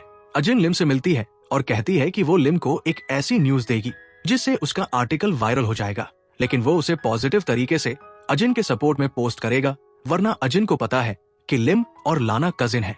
लिम सोचने के बाद मान जाता है और थोड़ी देर बाद अजिन और इंगांग के रिलेशनशिप की न्यूज वायरल हो जाती है। फिर अजिन का अगला टारगेट बनती है लाना। अजिन अपनी टीम की हवांग को डेट पर भेजती है और चेतावनी देती है कि वो ड्रिंक न करे, लेकिन हवांग बहुत ड्रिंक कर लेती है और सामने बैठा जियाहो लाना के सीक्रेट के बारे में पूछता है। नशे में हवांग सब बता देती है और जियाहो पूरी बात रिकॉर्ड कर लेता है। अगले दिन ये वीडियो लाना के पास पहुंचती है। उसमें हवांग ने सच बोला होता है कि लाना ने ही नशे में कार एक्सीडेंट किया था और हवांग ने उसकी जगह सजा काटी थी। लाना घबरा जाती है। उसी समय अजिन आती है और कहती है मैंने पहले कहा था मेरे मामलों में मत पड़ना, अब देख क्या हुआ। लाना डर के मारे कांपती रहती है और अजिन मुस्कुराकर वहां से चली जाती है। बाहर आते ही अजिन हवांग से कहती है कि वो अब उसके साथ काम जारी नहीं कर सकती, क्योंकि भविष्य में उसके साथ भी ऐसा हो सकता है, और वो हवांग को नौकरी से निकाल देती है। शाम को अजिन इंगांग के भाई इनमो और ग्रैंडमा के साथ बर्थडे सेलिब्रेशन करती है। सब साथ में बहुत खुश होते हैं। आने वाले महीनों तक अजिन और इंगांग हर जगह साथ दिखाई देने लगते हैं। जियाहो दुखी होता है लेकिन कुछ कर नहीं पाता और जुनसियो अपना अगला नॉवल लिखने में लग जाता है। अजिन की नई मूवी का प्रीमियर होता है। लाना जुनसियो से पूछती है कि क्या वो उसके साथ चलेगा और अजिन का नाम सुनकर जुनसियो चला जाता है। वहां अजिन इंगांग के साथ होती है और जुनसियो उन्हें देखकर बहुत जलता है। घर लौटकर वो देखता है कि जियाहो पहले से उसके घर पर होता है। दोनों में बहस होती है और उसी रात जुनसियो को उसकी माँ यून का कॉल आता है, लेकिन वो इग्नोर कर देता है और यून जुनसियो से और ज्यादा नाराज हो जाती है। अगले दिन जुनसियो अपने दादा से मिलने अस्पताल जाता है। दादा बहुत बीमार होते हैं। जुनसियो नौकरों को सख्त चेतावनी देता है कि यून को इस बारे में पता नहीं चलना चाहिए, लेकिन उसी समय यून चोरी से जुनसियो के घर में घुसती है और उसे एक डॉक्यूमेंट मिल जाता है। जुनसियो ने लॉन्ग स्टार कंपनी में इन्वेस्ट किया है और अजिन उसी कंपनी की आर्टिस्ट है। यून अजिन से मिलने कंपनी में जाती है और कहती है कि अजिन नहीं, जुनसियो को इन्वेस्टमेंट के लिए उकसाया है। अजिन पलटकर कहती है कि यून कब से जुनसियो की फिक्र करने लगी और अगर यून उसकी टारगेट नहीं बनना चाहती तो यहाँ से चली जाए, वरना अगर जुनसियो को पता चल गया कि यून एक इलेजिटिमेट चाइल्ड है तो क्या वो अपनी माँ को छोड़ देगा। ये सुनकर यून सदमे में चली जाती है। एक इवेंट के दौरान अजिन को सांगे दिखाई देती है। स्कूल की वही लड़की सांगे अजिन के अतीत की बातें ऑनलाइन पोस्ट कर देती है। जियाहो ये पोस्ट देखता है और तुरंत स्कूल के सभी स्टूडेंट्स को भेज देता है और सब मिलकर सांगे को एक्सपोज कर देते हैं। अंत में सांगे पोस्ट डिलीट कर देती है। मेरी कहती है कि अब ज्यादा चिंता मत करो और अजिन मुस्कुरा देती है। उधर इंगांग कॉन्सर्ट के लिए शहर से बाहर जाता है। अजिन की तबीयत ठीक नहीं होती और रात में उसे आवाज सुनाई देती है। दरवाजे पर ग्रैंडमा होती है। इंगांग ने ही उन्हें बुलाया होता है। ग्रैंडमा अजिन की देखभाल करती है और कहती है कि वो भी परिवार का हिस्सा है। अजिन पहली बार ऐसा प्यार महसूस करती है और ग्रैंडमा को घर का कोड बताकर कहती है कि जब चाहे यहाँ आ सकती है। उसी दौरान कॉन्सर्ट में मेरी इंगांग से मिलती है और उसे बेबी शूज खरीदते देख डर जाती है। इंगांग कहता है कि उसे अजिन से शादी करनी है और परिवार शुरू करना है। मेरी सदमे में रह जाती है क्योंकि अजिन का करियर अभी शुरू ही हुआ है। इसी बीच अजिन मंदिर में होती है जहाँ अचानक संग आ जाता है। अजिन हैरान हो जाती है। उसी समय ग्रैंडमा, इनमो और इंगांग भी वहां आ जाते हैं। ग्रैंडमा पहले से संग को जानती थी क्योंकि वो जेल में वॉलंटियरिंग कर चुकी है। अजिन तनाव में आ जाती है। उधर लाना जुनसियो के घर पहुंचकर गलती से जियाहो को गले लगा लेती है और दोनों असहज हो जाते हैं। जियाहो बाहर निकलता है तो उसी समय अजिन का कॉल आता है, जिसने जियाहो को एक काम दिया होता है। तभी वहां जुनसियो भी आ जाता है और पूछता है कि अजिन का कॉल आया है। जियाहो हाँ तो नहीं बोलता, लेकिन जुनसियो समझ जाता है, क्योंकि जब भी अजिन कॉल करती है जियाहो के चेहरे पर एक अलग सी चमक आ जाती है। अगले दिन लाना और जुनसियो की डेटिंग की अफवाहें फैल जाती है। मेरी जुनसियो से मिलती है क्योंकि वो लॉन्ग स्टार का इन्वेस्टर है। वो बताती है कि जुनसियो अपनी नई बुक में अजिन को कास्ट करना चाहता है और तभी वो लॉन्ग स्टार के साथ कॉन्ट्रैक्ट साइन करेगा। इंगांग के लिए ये बुरी खबर होती है, क्योंकि अजिन अभी मानसिक रूप से कमजोर होती है, लेकिन ये उसके करियर के लिए एक बड़ा अवसर भी है। उसी समय जियाहो अजिन के कहने पर संग की जासूसी कर रहा होता है और बताता है कि संग हर हफ्ते अपने पिता की कब्र पर जाता है, जिम जाता है और माफी मांगता है, यानी वह अब किसी के लिए खतरा नहीं है। फिर अजिन जुनसियो के घर जाती है। जुनसियो ताना मारता है कि अब ज्यादा समय हो गया है, उसने कहा था कि वो 1 साल तक डेट करेगी, लेकिन अब उसे सब खत्म करना चाहिए। अजिन कहती है कि वो जब चाहेगी तब खत्म करेगी। जुनसियो कहता है लोग बदल जाते हैं। अजिन कहती है तुम लाना को डेट कर रहे हो। जुनसियो कहता है कि वो ऐसा इसलिए कर रहा है ताकि वो अजिन को लाना से बचा सके। अचानक लाना अंदर आ जाती है, माहौल खराब हो जाता है। अजिन वहां से चली जाती है। अगले दिन लाना लिम को धमकाती है कि वो उसके लिए कुछ नहीं लिखता, और फिर वो इंगांग का पता निकालती है और जुनसियो को लेकर वहां पहुंच जाती है। उधर इंगांग अजिन को प्रपोज करने वाला होता है, लेकिन इसी समय लाना और जुनसियो पहुंच जाते हैं। सबके सामने बड़ी बहस होती है। इंगांग को पता चलता है कि अजिन और जुनसियो क्लासमेट थे। फिर लाना बताती है कि अजिन जुनसियो के घर भी गई थी। इंगांग ये सुनकर टूट जाता है और वहां से चला जाता है। दूसरी तरफ उसी समय अजिन के घर पर ग्रैंडमा के हाथ से प्लेट गिर जाती है और उन्हें चोट लगती है। मेडिसिन ढूंढते हुए उन्हें पुरानी डायरी मिल जाती है। अजिन भाग कर आती है। इंगांग पूछती ये सब क्यों नहीं बताया। अजिन कहती है क्योंकि तुमने कभी पूछा नहीं, मेरा पास्ट अच्छा नहीं था, इसलिए मैं बताना नहीं चाहती थी। तभी इन्मो का कॉल आता है, ग्रैंडमा को डायरी मिल गई है। अजिन हैरान रह जाती है। इंगांग कहता है कि उसकी फ्लाइट है और ग्रैंडमा की हालत भी खराब है, इसलिए अजिन उनके पास जाए और ध्यान रखे। तभी अचानक जुनसियो आता है और कहता है कि उसे नहीं पता था कि लाना उसे यहाँ ले आएगी। फिर वो अजिन से कहता है तुम अपना बर्थडे सेलिब्रेशन जारी रखो, मैं जा रहा हूँ। अजिन उसे जाते हुए देखती रह जाती है। अजिन जल्दी से वहां से निकलती है और जियाहो को कॉल करती है। सड़क पार करते हुए एक कार उसके सामने रुकती है, लेकिन वो ध्यान नहीं देती और जियाहो की बाइक पर बैठकर चली जाती है। अजिन और जियाहो ग्रैंडमा के घर पहुंचते हैं और वहां जुनसियो भी पहले से मौजूद होता है। दोनों अजिन का इंतजार कर रहे होते हैं। तभी अचानक ऊपर से जोर की आवाज आती है। वे भाग कर जाते हैं और ग्रैंडमा सीढ़ियों से नीचे गिरी होती है। सिर से खून बह रहा होता है और अजिन ठीक ऊपर खड़ी होती है। जियाहो और जुनसियो चौंक कर अजिन को घूर रहे होते हैं। अस्पताल में ग्रैंडमा ऑपरेशन थिएटर में होती है और अजिन बाहर खड़ी होती है। कुछ देर बाद ऑपरेशन पूरा होता है, लेकिन ग्रैंडमा की मृत्यु हो जाती है। अगले दृश्य में इंगांग वापस आता है। ग्रैंडमा के फ्यूनरल में वह टूट कर रोता है और अजिन उसे संभाल रही होती है। सभी लोग इंगांग और इन्मो से संवेदनाएं व्यक्त करते हैं। दूसरी तरफ पुलिस अजिन से पूछताछ करती है। अजिन कहती है कि वो ग्रैंडमा से मिलने गई थी। ग्रैंडमा बाहर बिल्लियों को खाना देने गई थी और अचानक बेहोश होकर गिर गई। अजिन उनके पास ही थी, लेकिन कुछ नहीं कर सकी। फ्लैशबैक में दिखता है ग्रैंडमा गिरते ही जियाहो अजिन से वहां से जाने को कहता है और कहता है कि वो कैमरा फुटेज संभालेगा। अजिन कहती है कि वहां कोई कैमरा नहीं है और वह इन्मो को कॉल करके सब बताती है। वर्तमान में संग भी अंतिम संस्कार में आता है।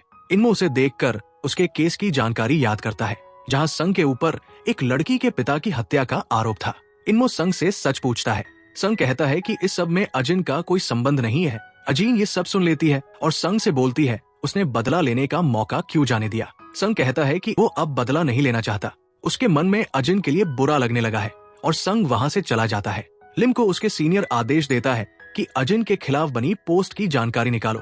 लिम जब सांगी से बात करता है तो सांगी कहती है कि उसने ऐसी कोई पोस्ट नहीं की। अजिन इंगांग से मिलने जाती है और वहां एक बड़े डायरेक्टर यंग को देखकर बात करती है। यंग कहता है कि अजिन का रिश्ता बहुत पब्लिक हो चुका है, इसलिए वो उसके साथ काम नहीं कर सकता। बाद में अजिन मिरी से कहती है कि शायद अब उसे इंगांग से रिश्ता खत्म कर देना चाहिए। अगले दिन इंगांग ग्रैंडमा के घर जाता है, जहां पड़ोसी बताते हैं कि अजिन के आने से पहले ग्रैंडमा रो रही थी और पास वाले घर में कैमरा फुटेज है, लेकिन पुलिस उसे पहले ही ले गई है। इसी बीच जियाहो जुनसियो को एक पेन ड्राइव देता है और कहता है कि उसे अजिन पर पूरा भरोसा है, वो किसी का खून नहीं कर सकती। फिर अजिन और मिरी यंग से मिलने जाते हैं, लेकिन यंग साफ मना कर देता है कि इंगांग की वजह से अजिन को बहुत क्रिटिसिज्म झेलना पड़ेगा। अब अजिन ब्रेकअप का फैसला कर लेती है वो इंगांग से मिलकर कहती है कि शादी का सोचना उसकी गलती नहीं थी, पर करियर खतरे में है, इसलिए रिश्ता खत्म करना पड़ेगा। इंगांग टूट जाता है, लेकिन अजिन बताती है कि डायरी उसी ने चुराई थी और ये सब उसका प्लान था और अब उसे इंगांग की जरूरत नहीं है। अजिन कार चलाती हुई लिम को कॉल करती है और ब्रेकअप की न्यूज अगले दिन पब्लिश करने को कहती है। पीछे एक कार उसका पीछा कर रही होती है और जियाहो बाइक पर इसे नोटिस करके अजिन को सावधान करता है। तभी कई कारें आकर जियाहो पर हमला कर देती है और वो बुरी तरह घायल हो जाता है। दूसरी ओर मिरी इंगांग से बात करती है, लेकिन अगली सुबह इंगांग बाथटब में नस काटे हुए मृत मिलता है। मिरी टूटकर रोने लगती है। जुनसियो अस्पताल पहुंचता है जहां जियाहो एडमिट होता है और वहां उसे खबर मिलती है कि इंगांग ने सुसाइड कर लिया है। जुनसियो अजिन के घर पहुंचकर पूछता है कि वो इतनी हार्टलेस कैसे हो सकती है। अजिन कहती है, मैंने उसे नहीं मारा, वो देख नहीं पाया इसलिए मर गया। फिर अजिन जुनसियो को गले लगाकर कहती है कि उसकी माँ ने उसे मारने की कोशिश की थी और वो अभी भी ट्रॉमा में है। जुनसियो उलझन में पड़ जाता है। इंगांग के फ्यूनरल में सब दुखी है। मेरी लिम को बुलाकर कहती है कि अब वो अजिन के खिलाफ सबूत देगी और अजिन को वही वापस फेंक देगी जहां से वो आई थी। कंपनी के बाहर इंगांग के फैंस अजिन पर हमला करने लगते हैं, लेकिन सांघी आकर उसे बचाती है और घर ले जाती है। बाद में सांघी अजिन को ब्लैकमेल कर पैसों की मांग करती है और अजिन का बैग लेकर चली जाती है। एक नया आदमी दिखाई देता है जो अजिन की फोटो देख रहा होता है। वही आदमी जियाहो पर हमला करवाता है। फ्लैशबैक दिखाई देता है। ग्रैंडमा गिरने के दौरान कैमरे में रिकॉर्ड हो चुका था कि अजिन ने कुछ गलत नहीं किया। अस्पताल में अजिन सच में ग्रैंडमा के बचने की प्रार्थना कर रही थी, पर उस रहस्यमयी आदमी को अजिन पसंद आ गई थी और जब उसने अजिन को जियाहो के साथ देखा तो वो जलन से भर गया और इसलिए उसने जियाहो पर हमला करवाया। अजिन को लॉन्ग स्टार कंपनी से निकाल दिया गया है और ये खबर तेजी से वायरल हो जाती है। गुस्से में अजिन अपना कॉन्ट्रैक्ट लेकर कंपनी पहुंचती है। वहां मेरी रूफटॉप पर मौजूद होती है और उन सभी कंपनियों को कॉल करके चेतावनी दे रही होती है कि अगर किसी ने भी अजिन को साइन किया तो वो उनकी कंपनी को बर्बाद कर देगी। तभी अजिन वहां आ जाती है। अजिन पूछती है कि मिरी ये सब क्यों कर रही है, जबकि इंगांग की मौत की वजह वो नहीं है। लेकिन मिरी पूरा दोष अजिन पर डालती है और कहती है कि वो अजिन को वही वापस पहुंचा देगी जहां से उसने उसे उठाया था। वो धमकी देती है कि वो अजिन के पिता के मर्डर वाला पूरा अतीत दुनिया के सामने ला देगी और तब अजिन का कोई भविष्य नहीं बचेगा। अजिन रोते हुए नहीं बल्कि ठंडे गुस्से में कहती है, इस सब में तुम्हारा फायदा भी था, है ना? मिरी सुनने से इनकार करती है और कहती है कि अगर अजिन को बाहर निकालने में शर्माए तो छत से कूदकर जान दे दे। तभी अजिन उसका हाथ पकड़कर उल्टा खुद को चोट पहुंचाने लगती है और कहती है, इंगांग 10 साल से डिप्रेशन में था, लेकिन तुमने कभी मदद नहीं की। जब तक वो मेरे साथ था वो खुश था, उसकी मौत के लिए तुम मुझसे ज्यादा जिम्मेदार हो। इतना कहकर अजिन वहां से चली जाती है और मिरी चीखने लगती है। उधर यून फिर से पैसों के लिए जुनसियो के दादाजी के घर पहुंचती है, लेकिन सिक्योरिटी उसे निकाल देती है क्योंकि जुनसियो पहले ही दादाजी को यून से मिलने से रोक चुका है। यून लगातार जुनसियो को कॉल करती है, लेकिन वो फोन नहीं उठाता। फिर जुनसियो मिरी से मिलता है। वो कहता है कि अब वो कंपनी में और निवेश नहीं कर सकता क्योंकि वहां अब अजिन नहीं है। लेकिन मिरी साफ कहती है, कुछ भी हो जाए मैं अजिन को कंपनी में वापस नहीं लूंगी। अजिन गुस्से में गाड़ी चलाते हुए लगभग एक्सीडेंट कर देती है। घर के पार्किंग लॉट में जुनसियो उसका इंतजार करता मिल जाता है। तभी अजिन के फोन पर यून का कॉल आता है। अजिन स्पीकर ऑन कर देती है। यून कहती है कि उसने जुनसियो से माफी मांग ली है, लेकिन अगर जुनसियो पैसे नहीं देगा तो जिनसे उसने कर्ज लिया है वे उसे मार डालेंगे और उसकी सर्जरी भी है, उसे जुनसियो की किडनी चाहिए। अजिन बोलती है, जुनसियो सब सुन रहा है, दिखावा करने की जरूरत नहीं है। यून तुरंत फोन काट देती है। अजिन जुनसियो से कहती है कि उसकी माँ कभी नहीं बदलेगी और अगर उसने फिर बचपन जैसा हमला किया तो जुनसियो उसे कहता है कि वो यून के कॉल रिसीव न करे। अजिन उसे याद दिलाती है कि उसकी माँ ने उसकी जिंदगी नर्क बना दी थी। ये कहकर वो चली जाती है। तभी जियाहो भी वहां पहुंच जाता है और तीनों अगले कदम पर चर्चा करते हैं। अगले दिन जुनसियो यून को अस्पताल ले जाता है। वो किडनी देने के लिए तैयार हो जाता है और कहता है कि वो उसके कर्ज भी चुका देगा, लेकिन बदले में यून को ग्रैंडपा और अजिन से दूर रहना होगा। यून वादा करती है। उधर लॉन्ग स्टार कंपनी में पुलिस आती है। मिरी को गिरफ्तार कर लिया जाता है ब्लैकमेल, अवैध कामों और मनी लॉन्ड्रिंग के आरोप में। न्यूज में ये भी सामने आता है कि लेना का एक्सीडेंट भी मिरी की वजह से हुआ था, लेकिन अजिन के अतीत से जुड़ी कोई खबर सामने नहीं आती। लिम को नौकरी से निकाल दिया जाता है। अजिन ये देखकर मुस्कुराती है, पर समझ नहीं पाती कि उसके बारे में कोई खबर क्यों नहीं आई। जुनसियो सर्जरी की तैयारी में कॉल करता है। अजिन को लगता है कि वो बहुत शांत है, जबकि अपनी किडनी देने जा रहा है। जुनसियो कहता है कि अब मिरी का अध्याय खत्म है और अस्पताल आने की जरूरत नहीं। कॉल कट हो जाता है। उधर जियाहो एक दुकान से बाहर निकलता है। कोई उसका पीछा कर रहा होता है। वो अपनी जासूसी एजेंसी के बॉस से कार की जानकारी पूछता है, लेकिन बॉस बताता है कि नंबर फेक थे और जिस आदमी ने जियाहो पर हमला करवाया था वो बहुत खतरनाक है और अजिन की वजह से जियाहो को निशाना बनाया। फिर पता चलता है वो आदमी मून दो ह्यूक कोरिया का बेहद बड़ा बिजनेस टाइकून है और वो समझता है कि जियाहो और अजिन रिलेशनशिप में है। अजिन को एक कंपनी मीटिंग के लिए कॉल आता है। घर से निकलते समय वो सांगी को देखती है जिसने उसका घर अस्त व्यस्त कर रखा है और हर दिन वही रहती है। सांगी कहती है कि अब अजिन के पोस्ट पर कोई हेट नहीं है, सब लोग उसे फिर से पसंद करने लगे हैं। अजिन उसे अनदेखा करके निकल जाती है, लेकिन सांगी चोरी से अजिन का एक महंगा बैग चुरा ले जाती है बेचने के लिए। जियाहो अजिन को ड्रॉप करने जाता है। अजिन बताती है कि उसकी ड्राइविंग होते होते हादसा बन गई थी, इसलिए उसने जियाहो को बुलाया। जियाहो कहता है जब भी जरूरत हो मुझे बुलाना और सावधान रहना। अजिन सिर हिलाती है। अजिन डो एंटरटेनमेंट कंपनी पहुंचती है। वहां उसे बेहतरीन ऑफर मिलता है। मैनेजर बताता है कि दोह्युक ने ही अजिन की सारी खबरें छिपाई और 2 कंपनियों को उसे साइन करने के लिए पुश किया। अजिन हैरान रह जाती है। वो कॉन्फ्रेंस हॉल में दोह्युक को स्पीच देते देखती है। सबके जाने के बाद दोह्युक उसके पास आता है और कहता है तुम देर से आई। अजिन पूछती है तुमने मेरे लिए ये सब क्यों किया? दोह्युक कहता है वो उसके अतीत को जानता है, उसके संघर्ष को जानता है, इसलिए वो उसको सब देना चाहता है। फिर शांत आवाज में कहता है बदले में तुम मुझसे शादी करोगी। अगर तुम मेरी पत्नी बन जाओ तो तुम्हारा अतीत हमेशा के लिए मिट जाएगा। अजिन बिना जवाब दिए मुस्कुराती है। उधर जियाहो के ऑफिस में कोई चुपके से पेट्रोल फैला देता है और सिलेंडर का पाइप काट देता है। जियाहो और जुनसियो कमरे के अंदर होते हैं। जियाहो को गंध आती है और वो कांच तोड़कर बाहर निकलने की कोशिश करता है, लेकिन तभी भीषण धमाका होता है। उधर दोह्युक अजिन से कहता है कि अगर वो उससे शादी कर ले तो वो उसे वो सब देगा जो वो चाहती है। सबसे महंगी फिल्में, इंटरनेशनल शो, सब कुछ सिर्फ अजिन का होगा। दोह्युक उसे रिंग पहना देता है और अजिन मुस्कुरा देती है। दूसरी तरफ जियाहो और जुनसियो ब्लास्ट से बच जाते हैं क्योंकि वे सेकंड फ्लोर से कूद गए थे। जियाहो अजिन को कॉल करता है पर वो फोन रिसीव नहीं करती। तभी जुनसियो को अपने ग्रैंडपा के असिस्टेंट का कॉल आता है और वो हॉस्पिटल भागता है, लेकिन पहुंचते तक उसके ग्रैंडपा की मौत हो चुकी होती है। उधर सांगी अजिन का सारा एक्सपेंसिव सामान बेचने आती है, लेकिन पुलिस उसे पकड़ लेती है क्योंकि अजिन ने चोरी की शिकायत की होती है। पुलिस स्टेशन में कॉल पर अजिन कहती है कि उसने ही सामान दिया था और इसलिए पुलिस सांगी को छोड़ देती है। सांगी अजिन से मिलने घर जाती है और कहती है कि उसने सिर्फ मदद करना चाहा था, लेकिन अजिन गुस्से में बोलती है कि उसने कभी उसे मदद करने को नहीं कहा और फिर कभी उसके सामान को छूने की कोशिश भी मत करना। इस पर दोनों के बीच फिर से बहस होती है। जुनसियो अपने ग्रैंडपा की फ्यूनरल में होता है। यून भी आती है, लेकिन ड्रंक होकर हंगामा करती है। वो चिल्लाकर कहती है कि जुनसियो उनका असली खून नहीं है। जुनसियो सदमे में रह जाता है। बाद में वो यून से अकेले में पूछता है और यून सच स्वीकार करती है। वो जुनसियो को सिर्फ पैसों के लिए इस्तेमाल कर रही थी और ये बात अजिन को पहले से पता थी, इसलिए बचपन से वो यून को ब्लैकमेल करती थी। जुनसियो की दुनिया एक ही दिन में पूरी बदल जाती है। थोड़ी देर बाद जुनसियो अजिन से मिलने जाता है। अजिन सूटकेस लेकर निकल रही होती है और कहती है कि उसके लिए उसका गुड लाइफ इंतजार कर रहा है। जुनसियो अपने इलिजिटिमेट होने की बात पूछता है और अजिन बिना किसी पछतावे के कहती है कि अगर जुनसियो को सच पता चलता तो लोग उसे आज जैसा नहीं जानते, इसलिए उसे असल में अजिन को थैंक यू कहना चाहिए। अजिन तब वहां से चली जाती है और जुनसियो अकेला टूटकर रोने लगता है। अजिन अब एक भव्य मैंशन में पहुंचती है जहां उसकी पर्सनल मेड गोंग होती है। कमरे में उसे अपना शादी का कार्ड मिलता है और वो मुस्कुरा देती है।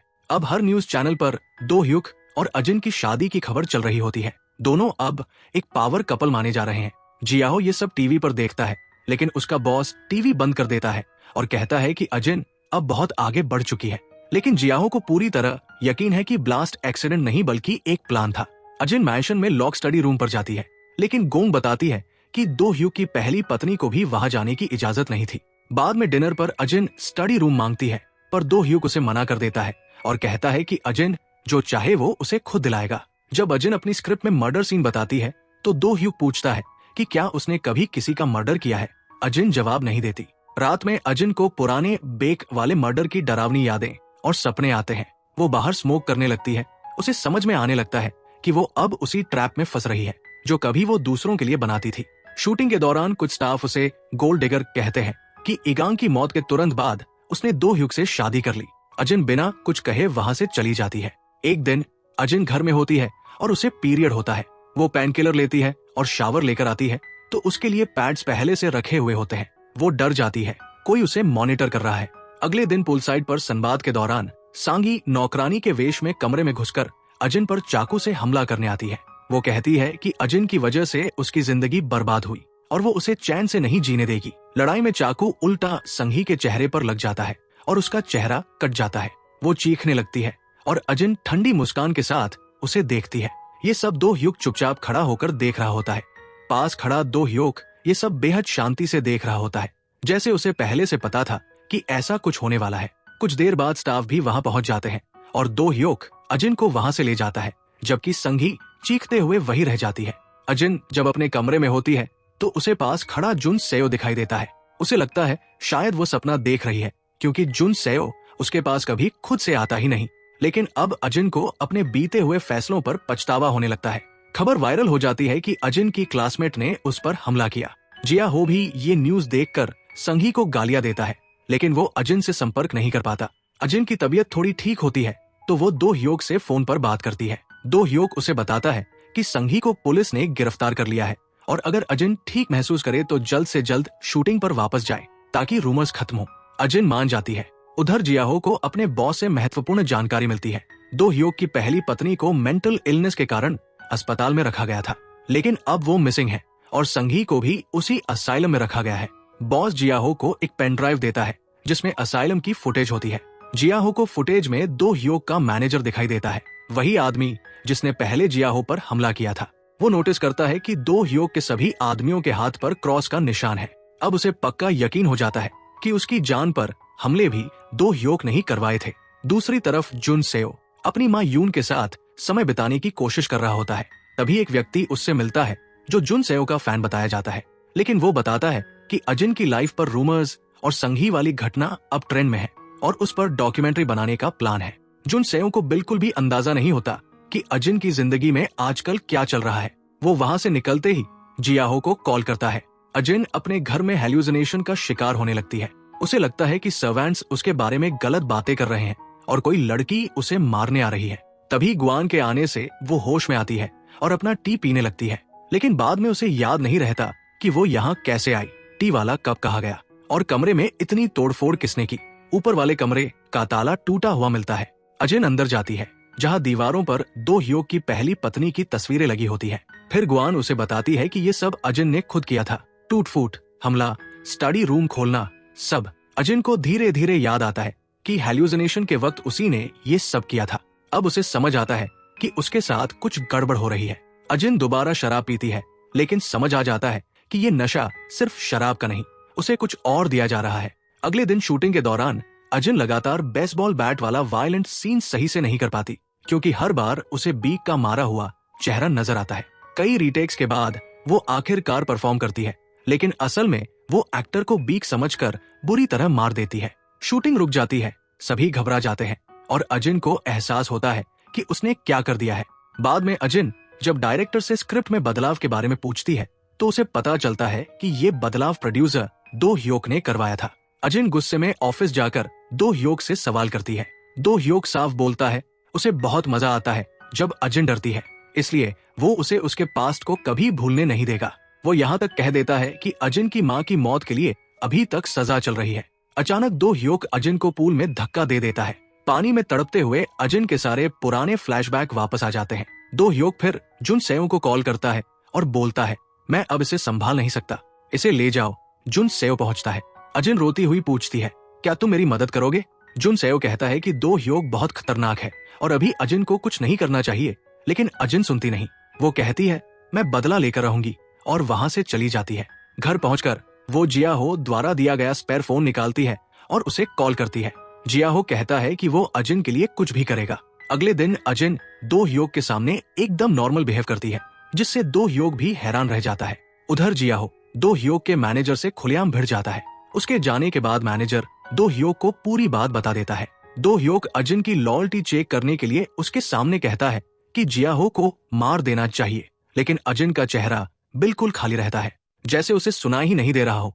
जियाहो ऑफिस में होता है, तभी दो ह्यूक के आदमी उसे घेर लेते हैं। जियाहो किसी तरह भागता है और अपनी बाइक पर निकलता है, पर दर्जनों कारें उसका पीछा कर रही होती है। उसी समय अजिन अपनी फिल्म का लास्ट शॉट दे रही होती है और दूसरी तरफ दर्जनों आदमी जियाहो को घेर कर बेरमी से पीट रहे होते हैं। जेहो घसीटते हुए कैमरा की तरफ देखता है और फ्लैशबैक आता है। उसने पहले से अपने बॉस को बोला था कि उसका फोन एक स्पेयर फोन से कनेक्ट कर दिया जाए, ताकि अगर कोई उसके फोन से छेड़छाड़ करे तो सब रिकॉर्ड होकर स्पेयर फोन में सेव हो जाए, क्योंकि उसने पहले ही वहां पर कैमरा लगा दिया था।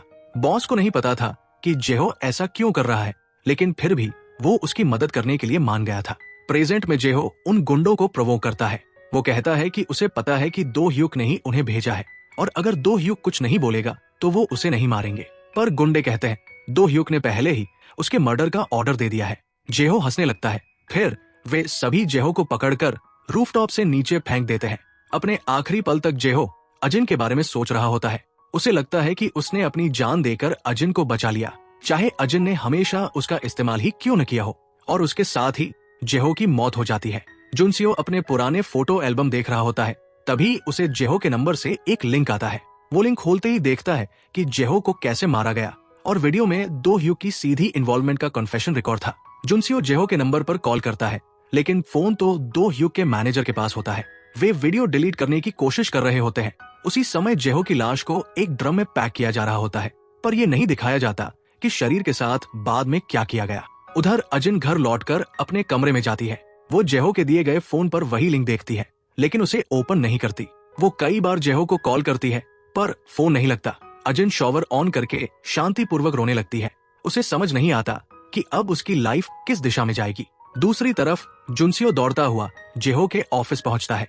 बॉस पहले से जान चुका होता है कि जेहो ने सब अजिन के लिए किया था।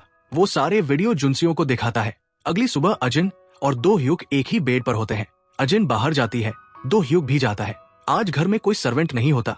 अजिन कहती है उसने सबको घर से भेज दिया है ताकि उससे प्राइवेटली बात कर सके। अजिन बोलती है आज के बाद दो ह्यूक बिना परमिशन उसे टच नहीं करेगा, किस नहीं करेगा, उसकी सांस तक उसे टच नहीं करनी चाहिए। दो ह्यूक कहता है कि वो उसका हस्बैंड है। अजिन मुस्कुराते हुए जेहो की मौत वाली वीडियो दो ह्यूक को दिखा देती है।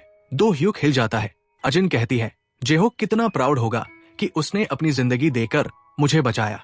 और यही वो मोमेंट होता है जब दो ह्यूक समझ जाता है कि अजिन पहले दिन से भूलने की एक्टिंग कर रही थी। जुनसियो अजिन पर गुस्से में कॉल करता है, तुम्हारी वजह से जेहो मर गया। अजिन ठंडे स्वर में कहती है वो मेरा सच्चा दोस्त था, इसलिए उसने ऐसा किया।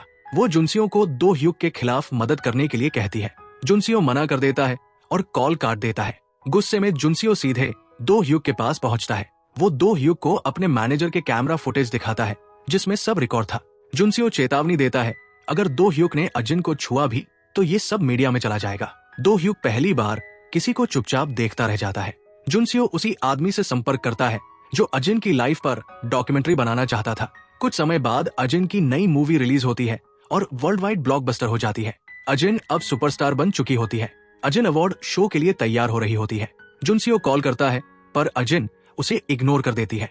उधर जुनसियो डॉक्यूमेंट्री वाले आदमी के साथ होता है और कहता है आज अजिन की लाइफ का सबसे यादगार दिन होगा। रेड कारपेट पर अजिन खूबसूरत तरीके से एंट्री लेती है, लेकिन उसी समय टीवी पर उसकी पूरी डॉक्यूमेंट्री लाइव चलने लगती है। उसमें अजिन के सारे जुर्म, गलतियां, मैनिपुलेशन, इंगांग के भाई सांघी और यहाँ तक कि अपने पिता को मरवाने की प्लानिंग तक एक्सपोज हो जाती है। अजिन स्टेज पर बेस्ट एक्ट्रेस अवार्ड लेती है, लेकिन कोई ताली नहीं बजाता। स्टेज से उतरकर वो बैक स्टेज जाती है और वहाँ पूरी डॉक्यूमेंट्री चल रही होती है। जुनसियो खुद अजिन को एक्सपोज कर रहा होता है। अजिन भागती है, सभी उसे कैमरे में कैद करने लगते हैं। सड़क पर जुनसियो अपनी कार रोकता है और अजिन को अंदर बैठाता है। अजिन पूछती है तुमने ये सब क्यों किया? जुनसियो शांत स्वर में जवाब देता है मैंने तुम्हारी लाइफ से सब साफ कर दिया, अब हम दोनों आराम से हेल में जाएंगे। अजिन मुस्कुराती है, तुम ही एक हो जिसने हमेशा मुझे रोक कर रखा। जुनसियो आई लव यू कहता है और उनकी कार गहरी खाई में गिर जाती है। इसके बाद यून जुनसियो के रूम में आती है और उसका लेटर पढ़कर टूट जाती है, क्योंकि उसमें लिखा था वो उसे कभी माफ नहीं करेगा। अगले दिन खबर आती है जुनसियो की डेथ कंफर्म, लेकिन अजिन का कोई पता नहीं। दो ह्यूक उसकी तलाश करने को कहता है। तभी एक वीडियो सामने आता है। एक्सीडेंट के तुरंत बाद अजिन कार से बाहर निकल रही थी। दो ह्यूक ये देखकर घबरा जाता है। फिर अजिन की मेमोरियल दिखती है जहाँ कोई रहस्यमय शख्स आता है। सिर्फ उसका हाथ दिखाया जाता है जो जरूर अजीन होगी। अंत में फ्लैशबैक आता है। अजिन एक्सीडेंट के बाद कार से बाहर निकलने की कोशिश कर रही थी। जुनसियो जिंदा था। उसने अजिन का हाथ पकड़ा, लेकिन अजिन ने उसका हाथ छुड़ा दिया। अकेले बाहर निकल गई। खाई चढ़कर मेन रोड पर आ गई, मुड़ी और नीचे पड़े जुनसियो को देखकर हंसने लगी। मतलब चाहे कुछ भी हो जाए अजिन कभी नहीं रुकेगी और यही ड्रामा यही समाप्त होता है। अगर आपको ये कहानी पसंद आई हो तो वीडियो को लाइक करना ना भूलना और चैनल को सब्सक्राइब जरूर करना। मिलते हैं न्यू स्टोरी के साथ। आपने अभी तक सब्सक्राइब नहीं किया है, लगता आप भूल गए।